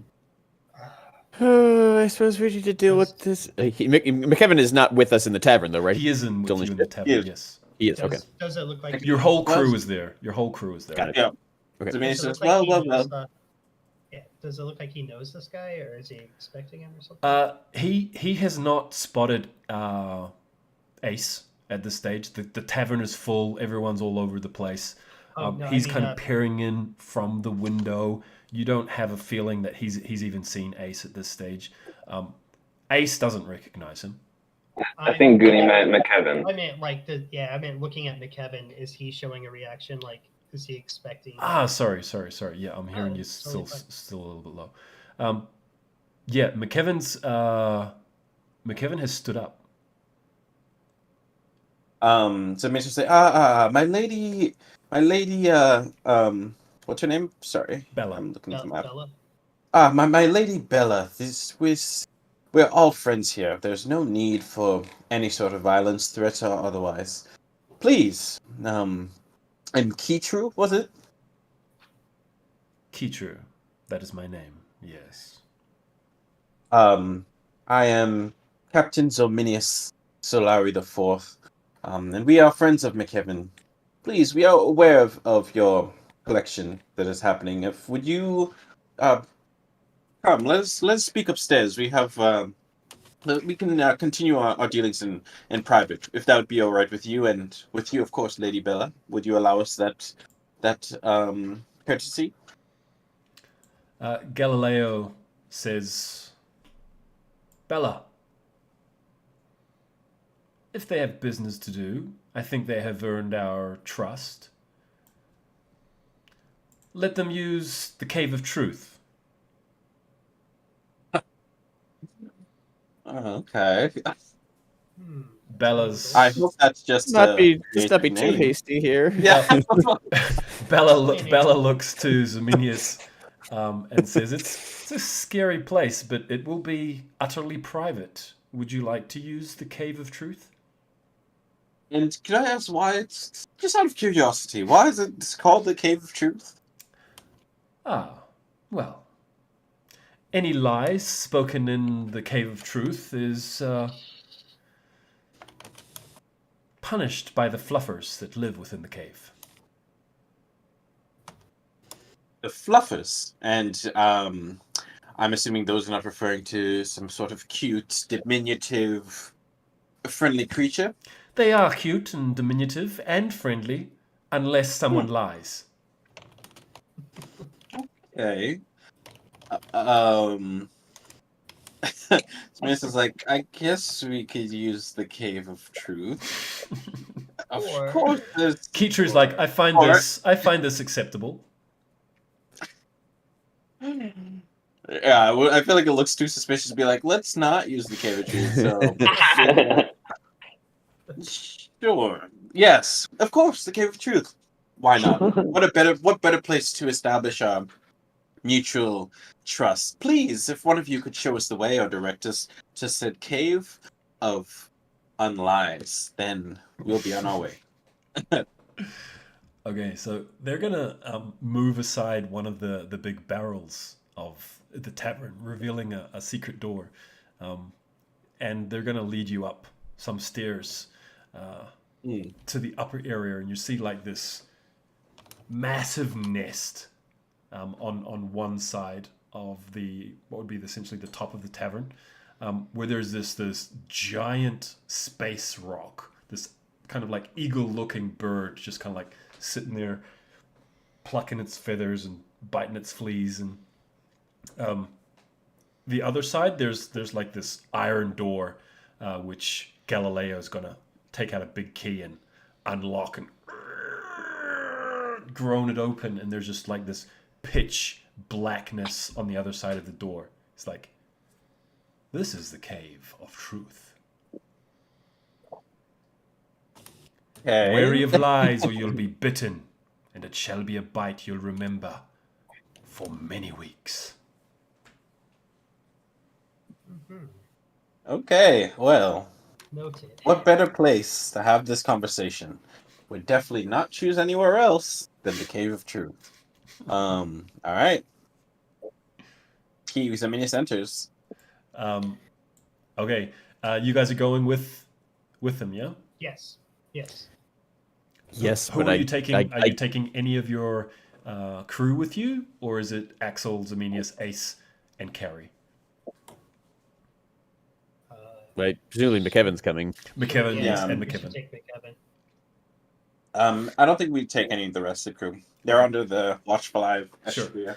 As Kitru comes in, you see a second of these massive sharks kind of come up to the window, and just sitting on it is a GIF with a musket just resting on his shoulder, an eye patch across one eye, just kind of looking in through the window, checking everything's okay. But there are two huge space sharks just outside the door. Are these like floating? Yes, they are. Hmm. They are Star Lancers. These kind of Oh, sick. space sharks. Yeah. They're not the dragonfly that we saw land right after us. You haven't seen that ship actually. You've just seen these. They're not actually ship. They're like living creatures. They're like giant space sharks. Yeah. So it's not like a shark-shaped ship. It's a okay. That's what I was imagining there. actual shark. Yeah. Okay.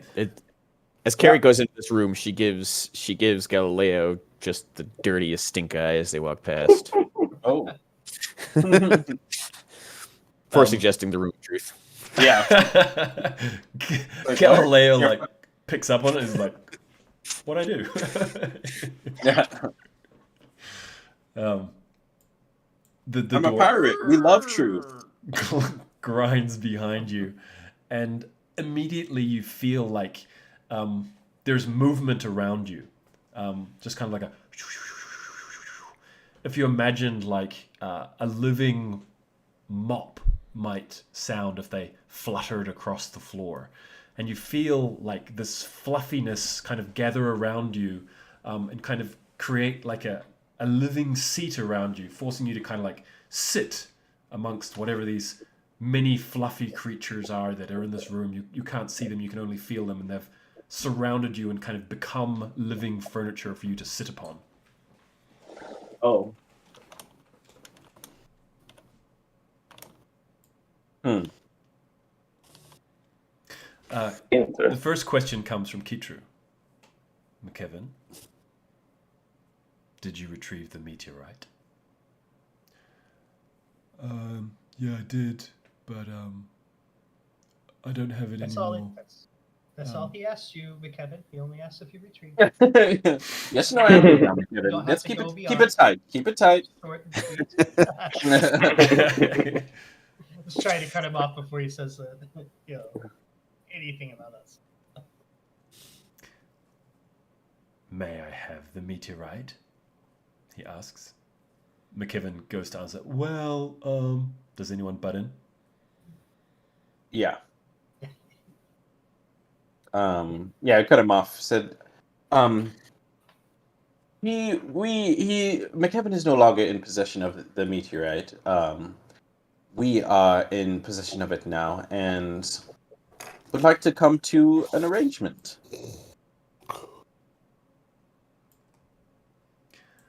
I see. Is this some sort of shakedown? No, not at all. In fact, it is a deal that I think will a deal that you might find to be mutually beneficial. You could consider it an interview, maybe, if you would. Ink does many terrible things, doesn't it? Yes, I am not fond of ink, and my employer even less so. What is this deal you suggest? I'm curious. Well, to be honest, I'm not too fond of being trapped in the body of a freaky little rat man. And there's other things about ink that I find a bit unsavory. Let's say that.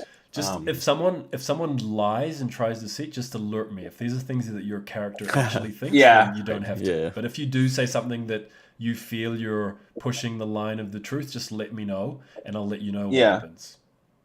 Yeah. So he says, yeah, I don't like being trapped in the body of a rat man, and there are other things about ink that I find less than fun, shall we say, which is all true so far. We talked amongst ourselves and decided that it is in all of our interests if we could potentially find a new new employment in your organization. So, at first, when we found out McKevin planned to betray us, we were angry, but then we figured we could use it to our advantage. So we have organized this meeting here and hope to give you this stone as a sign of our goodwill if you will allow us the opportunity to join the Mercane. Oh, interesting. Mm-hmm. Your name was... Zomini Solari IV at your service. Interesting. Who else sits aside Zominius here? Dr. Carissa Tappenham? Dr. Stretch out Carissa, one of her hands to. what is No, your no, no. opinion on this situation?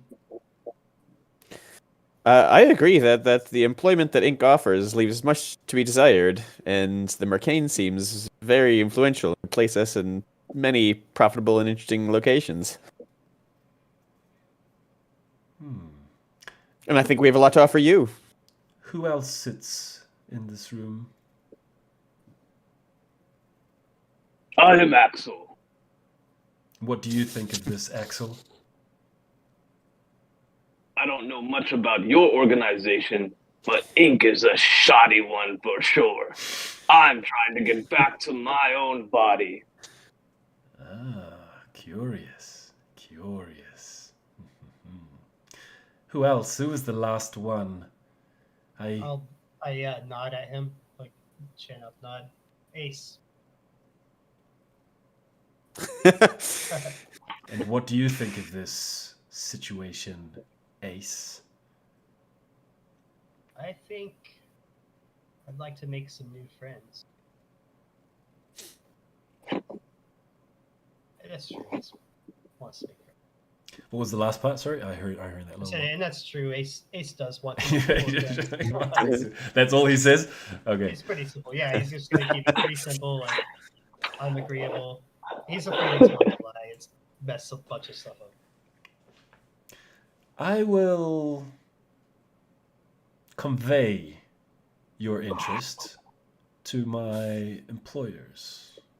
Now, I do not have the authority to employ you myself, but I can tell you that I am here to deliver instructions to McKevin. If you were to help him in his task, I am certain that your request would be met favorably if the task were to succeed, because I know that this is a very important task for the Mercane's interests. Are you interested? We are, very much so. Yes. Let us begin with an exchange then. The meteorite for the payment that was agreed upon. Not all of it is here, McKevin, as you know. that will be paid upon completion of your next task, but there is the agreed upon reward, which I will exchange for the meteorite at this time, as a sign of good faith, that we are speaking in good faith. But of course. And Dominius, or I don't actually know. I think he has the meteor. Yeah, he'll Yeah, I pull think the you do. meteor from it. It's really heavy. Okay. Pass it over. Yeah. Okay. Yep. At this time, it just kind of like thuds down on the floor. Yeah, he'll just like roll it out. I think it's in a bag of holding. He'll roll it out of the bag of holding, boop, boop, boop, onto the ground. Okay. There's a noise, like a tinkling, and he's like, McKibben, as agreed, take this, and you hear a noise as McKibben takes whatever's being offered. Fine then. The task is to locate the key on the old wolf. The key that will open a certain cell within the jail dock of the Spelljammer. McKibben, you are to find the wolf's key, the one he keeps so well hidden, and use it to open and free Prisoner 13 within the jail.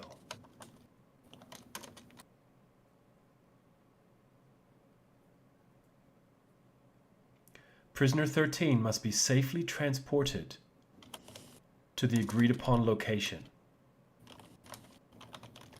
The location is, and the name of the world that he says is Zomenius' home planet. What was the name of your home planet? Tetrarchy.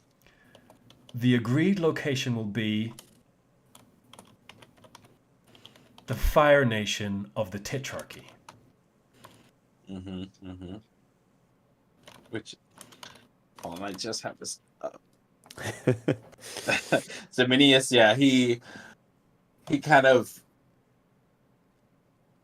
freezes a little bit. Like, he doesn't react, but he does freeze slightly. And just is quiet for a second. He doesn't say anything, and he says, "And who is this? Who is this prisoner 13? If and when Prisoner 13 wishes to reveal their identity, you can ask Prisoner 13. Prisoner 13 has moved all of the strings that have, of the events that have occurred within Ink Academy. And Prisoner 13 now wishes to proceed to the next part of the plan.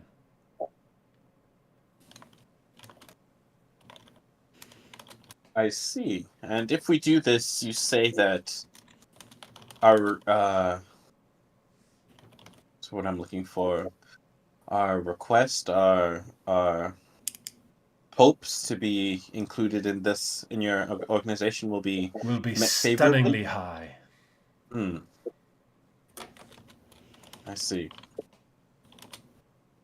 Okay. Doesn't sound like any problem at all. Shall we shake on it? We shall. And so Minius reaches forward. He's kind of recovered his self a little bit, and they shake hands. I will speak on your behalf to Vokath.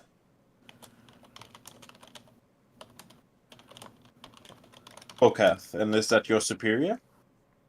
It is.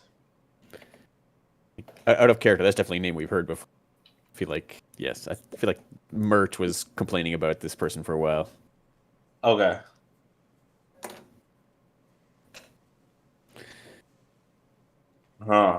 Okay. Well. So, free prisoner 13 and meet me in the Fire Nation of the Tetrarchy. And I will report to you what Voketh says about your business relationship moving forward with the Mercane. He offers his hand then to everyone else in the room. Are we agreed? Each time he offers his hand, he asks the same question. Are we agreed? Sure. Yeah, we agree. I'll take his hand. Agreed. Shake, shake, shake. What does Axel say? Uh-oh. Axel will shake his head but not agree yet. He's going to ask, do you have the capability that Ink does to return us?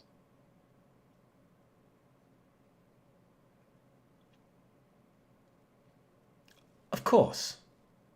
And you feel as he's holding your hand, his body flinches.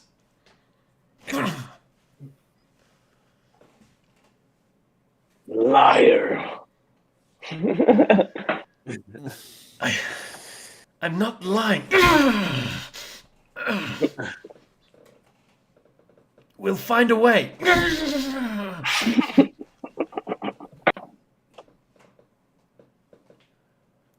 He's gonna keep holding him. He's gonna look back at Zoe. And he's like, I don't like this anymore. You can't see anything. It's pitch black. Oh, okay. Well, he still says that. Okay. I need a full agreement to know that this conversation can be trusted.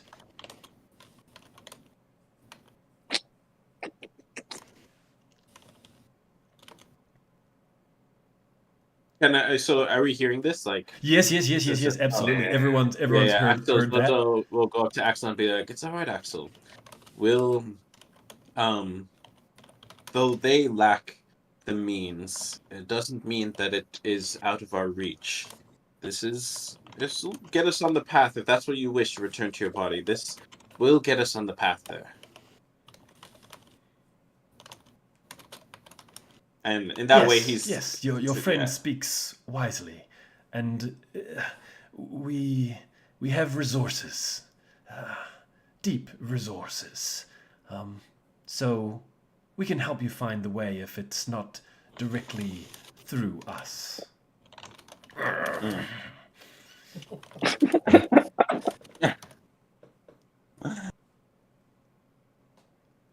I will follow you, Zoe.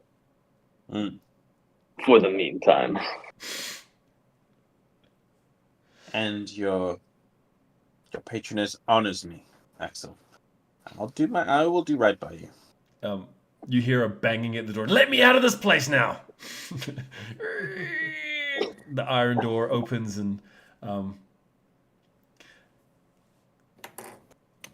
Kurtu just rushes out the door back into the light, just scratching himself madly all over his body. Huh. So there are liars among the Mercane. Interesting. Be well to remember that. And then Seminius exits behind him. Hey, that wasn't so bad. Oh, I gotta get out of here. As Ace exits, Kurtu probably looks at him and takes a step back as he's scratching himself madly. His hand goes to his hip. He's like, Ustara. Oh, I hadn't noticed you. My mind was focused on other things. Oh, you're alive. That's not what I last heard. You know the general's looking for you. Hefty price on your head. That's what I've heard. Well, if you're helping us, I'll not say anything. But watch where you tread. Oh, she seeks you with a hunger. She has never believed you dead either. Right. Well. All right. Yeah. Until we meet again. And he walks off. Gets back on his shark General. and leaves. Do you know what that was all about, Ace? No idea. Okay, great. That's the theme here. General. It seems that your jar is quite the popular character. Yeah, or unpopular, as it were. Yeah, I don't think he was a very good guy. I don't know. We'll see. Maybe He's you need to fun, like wear. at least. Maybe you need to like wear a mask when we go anywhere. Apparently. That might not be a bad idea.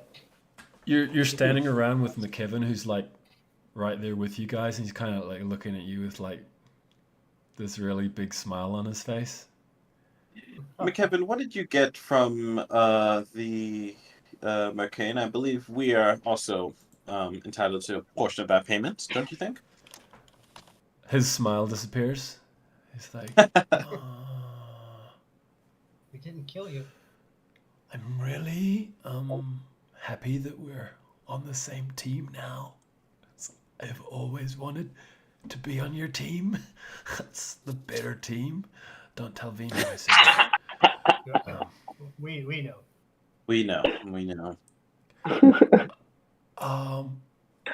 I talked to Dr. Carey about it, and yeah, I said that if we were going to be on the same team, then I would share my payment with you guys. So yeah, now that we're on the same team, I'm gonna do that. I'll let It's you not know. your. It's not your soul, is it? Yeah. I didn't get my soul. No, I'm sorry. But 'Cause I don't want. I don't. To be upfront, I don't want that.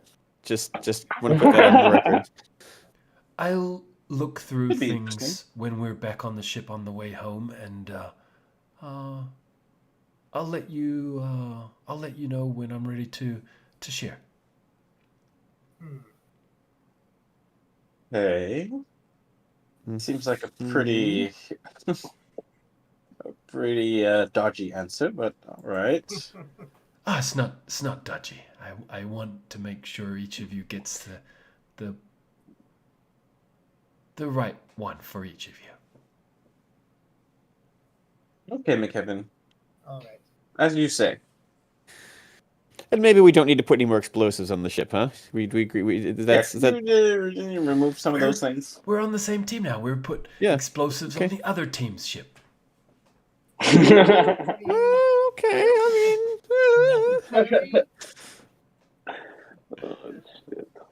I mean, Okay, so how do you guys want to spend the rest of what would be essentially the rest of the day? Are you remaining here? Are you wanting to hurry back to Ink? What's your next move? I have a question out of character. If Ace wants to mention space worms to the rest of the team or not. Oh yeah, I definitely. Anything that I learn, I'm automatically gonna just blurt it out and tell it to everybody. But yeah, Bella said she was gonna send us to clear out a space worm from some other asteroid that's kind of just ruining things around here, making it hard to get to. That's why you have to fly over the Fomorians, and they're just jerks, you know. We experienced that. But some giant space worm is living really close by. Is that something we can do with a ship? She seemed to think we could fight it with our. May I ask where this conversation is taking place? Is it still upstairs, just outside the Cave of Truth, or have you gone back down to the tavern where other people are overhearing this conversation? For example, Bella or Galileo. I would assume. Whoops, sorry. Oh, go ahead. I would assume we just sort of gone back to where people are. Not. I mean, on the map there's like two different tavern areas, but everyone on the map is down in the main place. That's where the party's happening. So I would assume we sort of go back there to relax. Yeah, it does. I don't think I would try to avoid saying it in front of anyone too. That's just not really.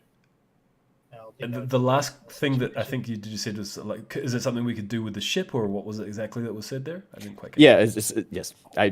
The question I had, yes, is that something dealing with the space worm? Is that something she thought we would do with the ship we had, or some other way? I think, yeah, she seemed to think our beholder ship was capable of dreadnought, but she didn't know that we only could work one ice on.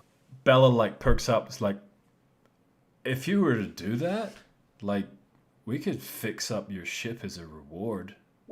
I can see it's taken a few hits. It's got some burn marks. Is that bite marks it has? Yeah, We got a little dicey before we got here.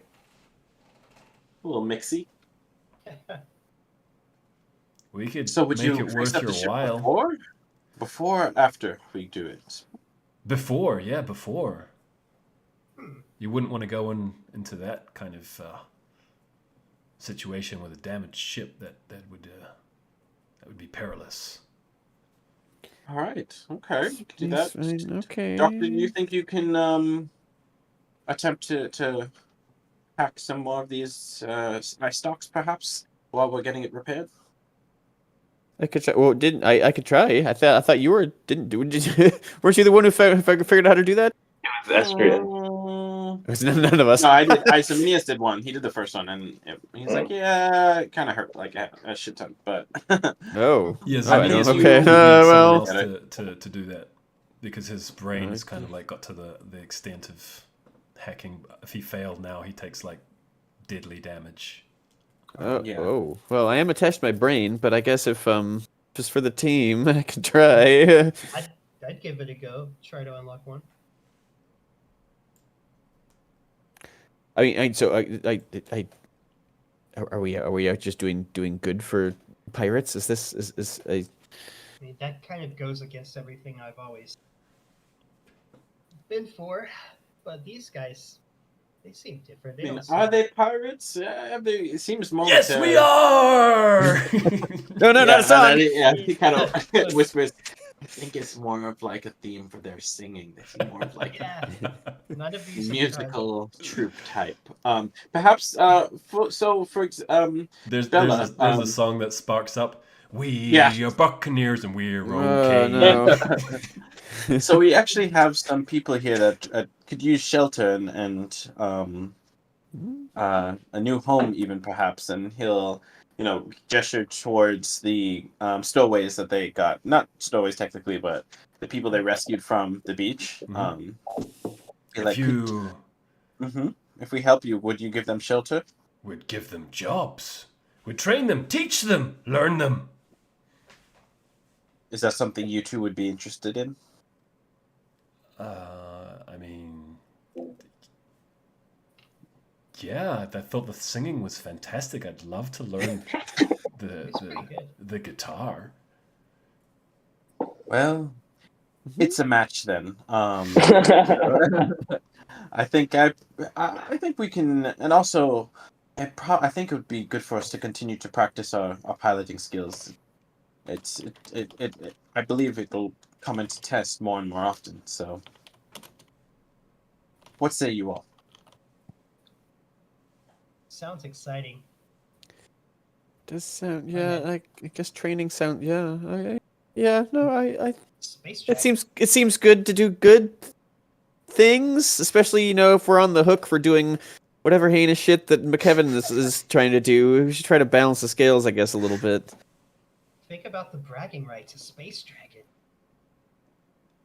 True. Space Worm. And who knows? Perhaps its remains will actually have something useful we can bring back to Ink. Completely empty-handed when we return. Axel, what say you? I'm always good for a fight. How? See, I love when a predictable soul can always depend on them. All right, Bella, it seems that we're in agreement. If you'll have your crew fix it up, we'll do our best to arm ourselves appropriately, and you'll take these two in. All right. She claps her hand and then claps her other hand and then claps in combination, so that all combinations have clapped.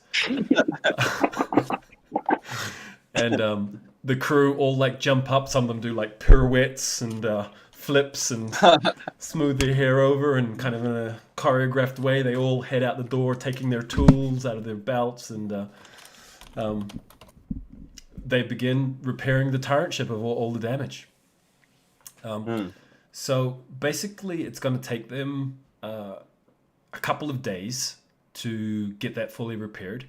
So you've got a couple of days to fix or unblock the ice stalk cannons.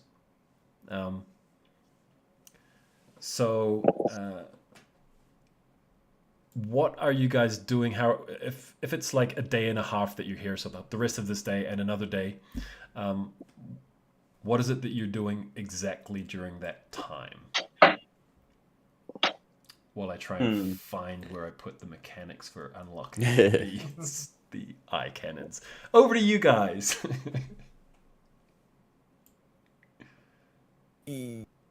Well, I guess I'll be mostly working on getting eye stock things back on board, back on line. Okay. Yeah. So you're leading the charge on that? Sure. I think Zaminis will probably be helping him or helping her as much as he can. Basically, he'll be on the ship, basically trying to act as a captain. Like, if someone's working on your car, but you'll kind of hang around, check in, see what they're doing, just kind of check. So he'll be kind of foremanning the job. Checking in Bella, be like, all right, Bella, like, what's the status report? Blah blah blah. Just trying to be actual professional. Hanging out. Yeah, so if that could actually help carry, sure. But if not, yeah, that's otherwise what he's doing. Maybe learning more about the ship that way, picking up some sort of talking. Trying to pick up tricks of what it's actually like to be a captain. Maybe from Bella herself. Okay, nice. I like that. Mm-hmm. Cool.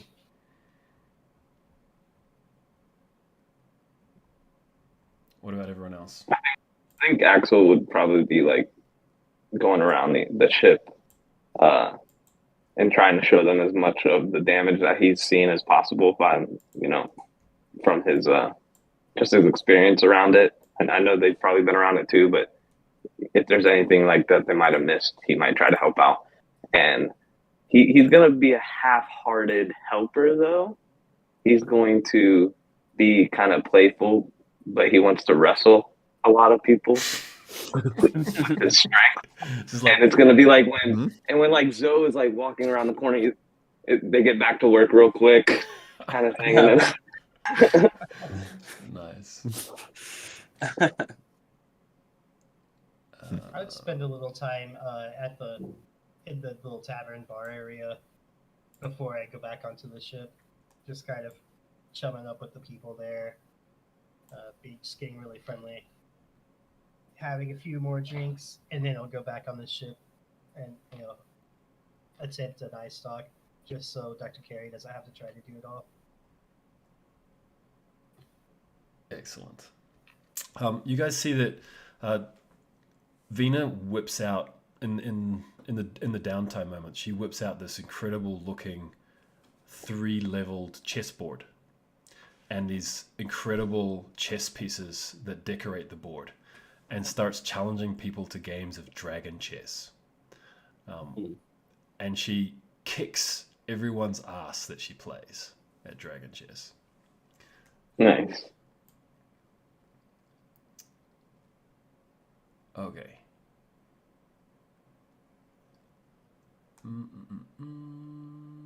Just gotta make her money somehow since we didn't give her any.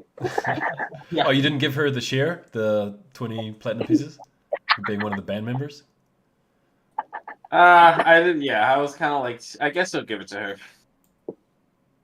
I wasn't sure if because Estria didn't participate in the band. Yeah, so he'll give it to Estria, to Vina. Be like, all right. Okay. All right, Vina. It was a good gig. Don't say I never did anything for you, okay?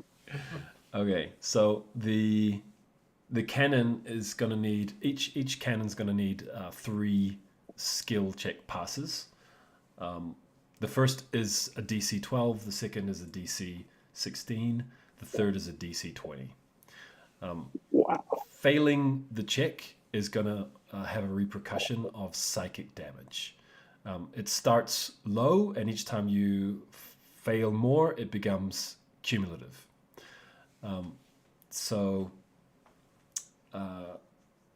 Let's try Dr. Carey's first attempt to unlock the step 1 of Canon 1. She benefit from a bardic inspiration. Yes. Okay, so. And what sort of roll is it? This would be an Arcana check. Arcana. Okey-doke. Let's save it for the next one, I think. All right. Here's just straight up Arcana check number 1. Okay. 17. I do have an inspiration in my back pocket still, so hopefully that Okay, can. so Okay, step 1 unlocked. Step 1 of 3. All right. Step 2. Is it important to pre-call using inspiration? No. All right. Great. you'll get the bardic inspiration for this one. Okay. Rolling number 2. Oh. That was another 17. All right, you've almost broken through to reattach the second cannon. Is Right, there so a thing of like if it passes the DC by 5 or more, is it 2 successes or is that just a critical? I would consider doing something like that. Just because, well, I guess Carrie, you can roll the inspiration because it's gonna disappear anyway, so you might as well just roll it. If you want to roll 2 d6s For this last check? I mean, Yeah, how far apart are these checks? I mean, I think it's there for is last 10 minutes. significant periods of time. Yeah, it's quite a lot of Yeah, mental yeah. work going on. So, So he would have to hours- give it hours to are you. passing, yeah. All right. Well, then we'll just add it on. There's a 3 or possibly instead a 4. So 21. Sure. That, and rather than instantly unlock it, we'll give you advantage on your last check. Okay, cool. Okie doke.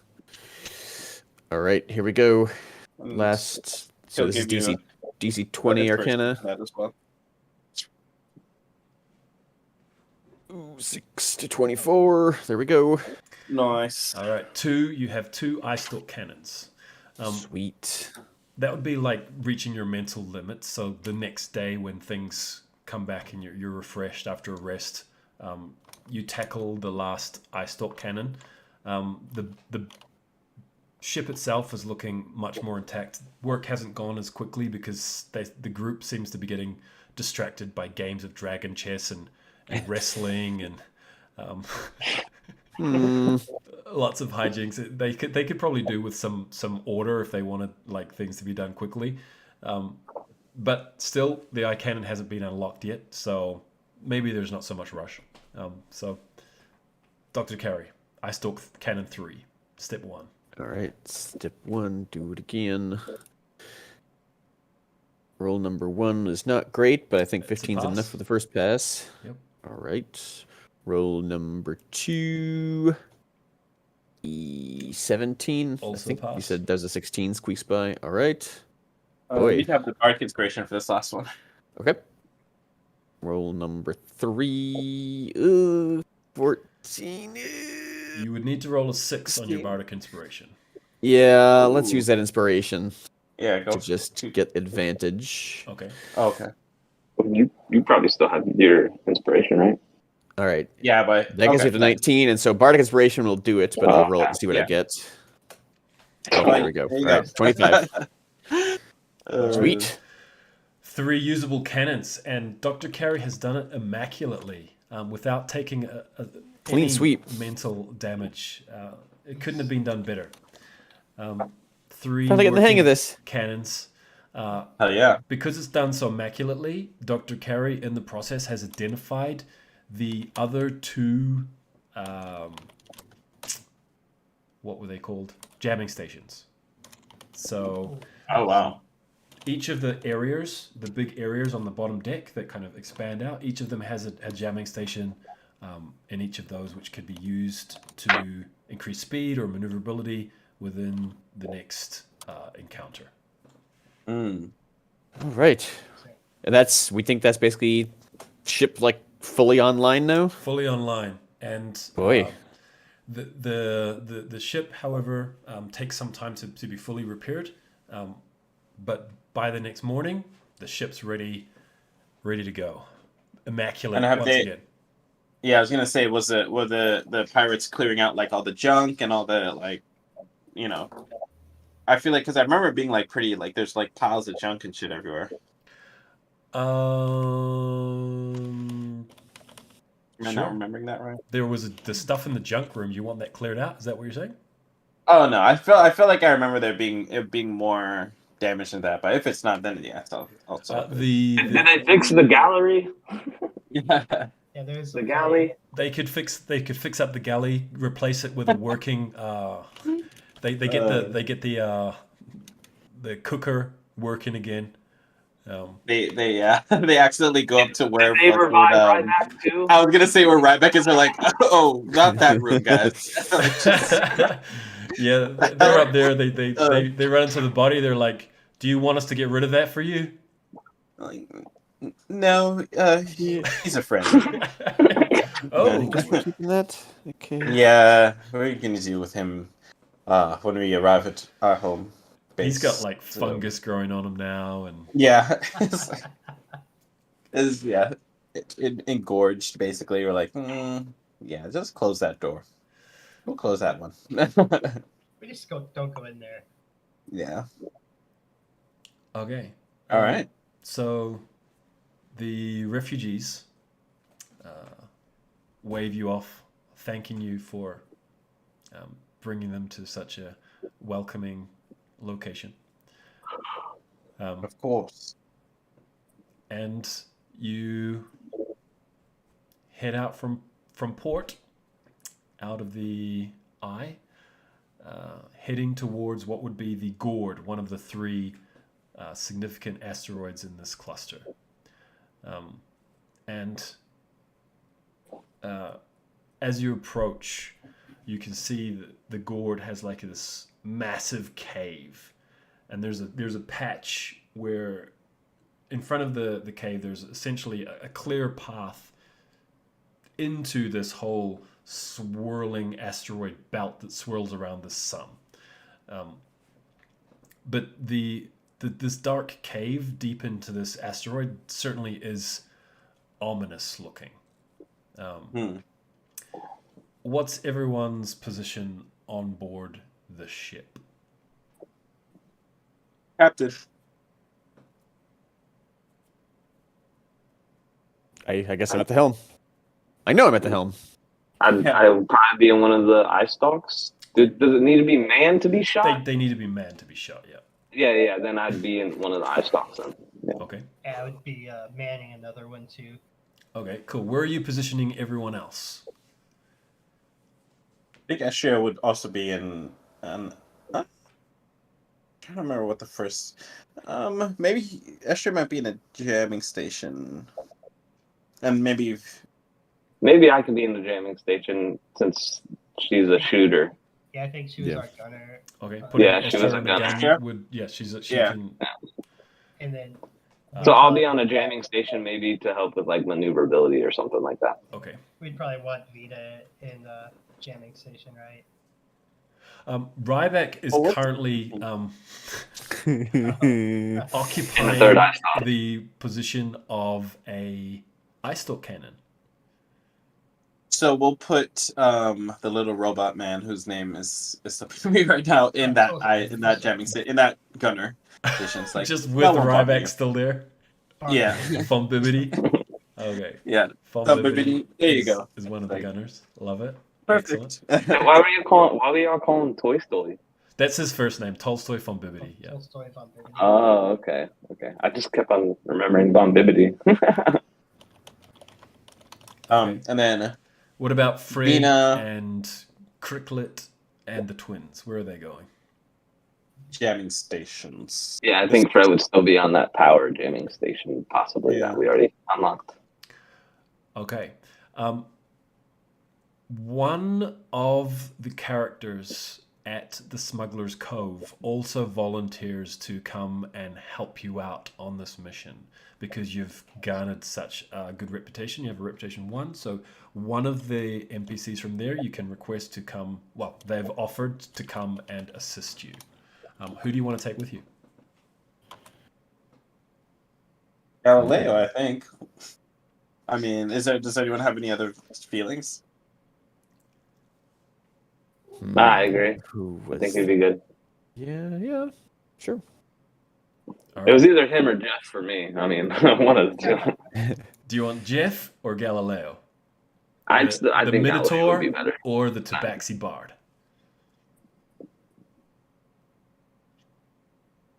I think Galileo. Yeah. I'm on board. All right. Yeah, he's cool. Galileo is on board with you and says, "Where do you want me?"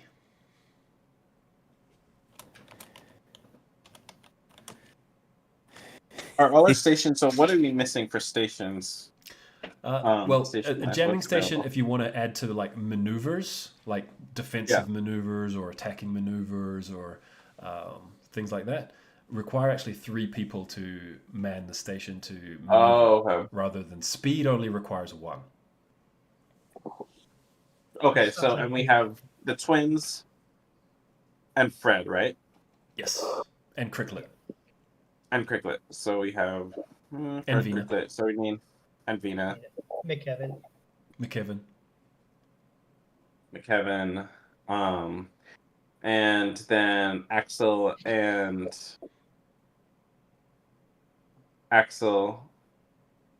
I'm losing count. So basically, I think we have enough people for 2 to 3 jamming stations for maneuvers, right? So if we're putting, okay, we got. Let me see this from the top. We have Sozo Captain, Dr. Carey Helm, then Estria, Don Cannon. Bibbidi, and Ace who's the third? Gunner. And Ace Gunner. Okay. Do the cannons take multiple people? I thought they do on some ships at least. On most ships, they do. On these ones, basically, you're just needing them to be directed in the right direction. They don't need to be loaded because you're essentially shooting the beams out through them. So they can be manned by 1 person, these Eye Stalk cannons. Okay. Sweet. Okay, nice. So then we have Vina, Fred, the twins, Axel, McKevin, and now Galileo, which is And Seven. Von Bibbidi. 7. Don Bibbidi's on in the that gun. Nick Gunner. Oh, he was there, sorry. So we have 6 people, and then I would say Galileo. You can actually just hang out. Does Galileo have bardic inspiration? what's He his has deal? some barding abilities, Mm-hmm. but I'm not sure if he has the exact replica of inspiration. Right. But he does have some bardic. Have you been here before? Should we Yeah, I'm have like, you? what's your? Should we have you what's on your shit on stuff? lookout so you can help guide us? He says, I've been on ships destroyed by the worm. It wasn't pretty, but How do you usually help on a ship, Galileo? on the ship, I bring joy and laughter. I relieve the tensions and I sing. Sometimes I Well, sit you upon the know- prow and look amazing. That's kind of covered already. I kind of do that. I'm good at swinging from sails from one to the other. Any of that you need, I am happy to provide. I do have some minor magics. If someone's damaged or hurt, I could, bring a man back from death. I was... Well, you should lead with that. Yes. Yeah, maybe you can just act as our backup, our fill. You can hang out in the helm with me and Dr. Carey. And if we have need of you, perhaps emergency repair or something along those lines, we can send you. What I do know about the worm is it's a spitter. It has some horrifying acidic spit. So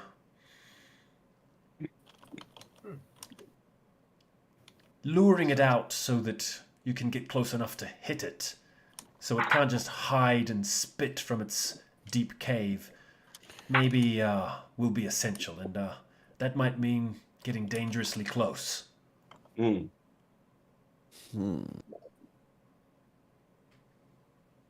Could he act as a lookout, or does he need to?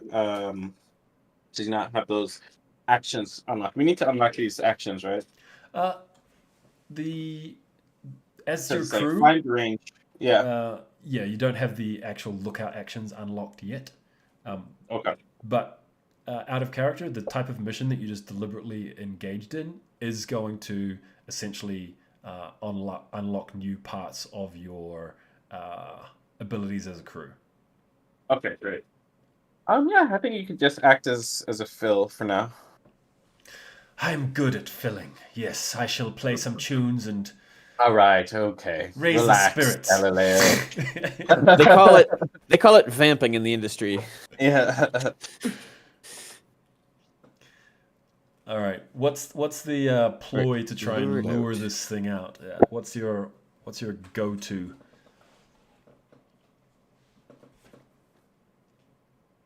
Sorry. What's the question? I was looking at. How the would you ship like to try actions. and lure this out in an advantageous way, so that it can be attacked more easily, not from the cover of its lair, so to speak, which is kind of what Galileo has said it would do if allowed to. Will just like spit some type of terrible acidic spit at you from the safety of the cave within the asteroid.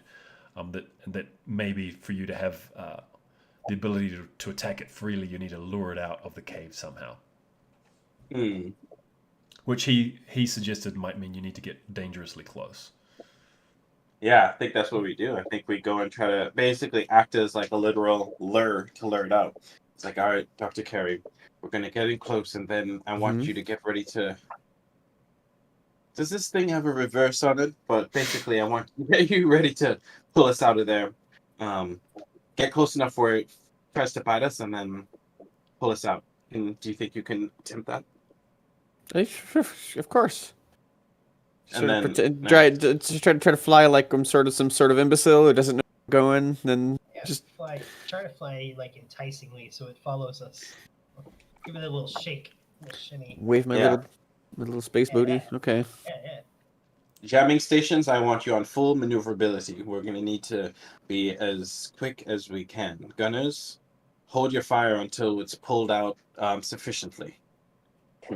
All right, what's Axel doing? What's Ace doing? Is this as you're this flying, luring maneuver, this wobbling flight heads in towards the cave? Well, I think. Sorry, go ahead. I was say I'm doing what Sozo said. I'm gonna hold my fire, but try to be just watching for it to come out and try to get a good like angle on it as it's coming out. Just keep like tracking it, basically. Okay. Ready to fire when I need to. Ace has found some like fleshy nodules in the sides of the eye stalk cannon, which, when gripped, will pull and change the angle of like the actual head of the eye stalk, allowing you to aim it. So you're kind of in the seat of that Star Wars fighter, the nozzle pointing down. What's Axel doing? Neat. I was kind of picturing something similar, almost similar to that. So like the jamming station is in is kind of like almost like a mouse ball almost, but like it doesn't affect his feet, and he just like can grab portions of it on the side and maneuver it to the left or right. Because I mean the beholder's kind of a circular anyway, so he uses that like momentum to help spin it and give it like a good turn to help his maneuverability. Nice, like a hamster track. Like a hamster, yeah. Very cool. So Axel's spinning around, creating this wobbling movement, and you see from the mouth of the asteroid this massive purple colossal worm emerge. And that's where we'll leave things. Very nice. All right, so Sweet. thank you to everyone who's still with us at home. I have no idea if you've stuck around and you've been through the entire space rock opera. But I had a lot of fun. Thank you to all of you that stepped into the ridiculous with me. I had a blast. So see you guys next time. Gratitude. It was See ya. See ya. See ya.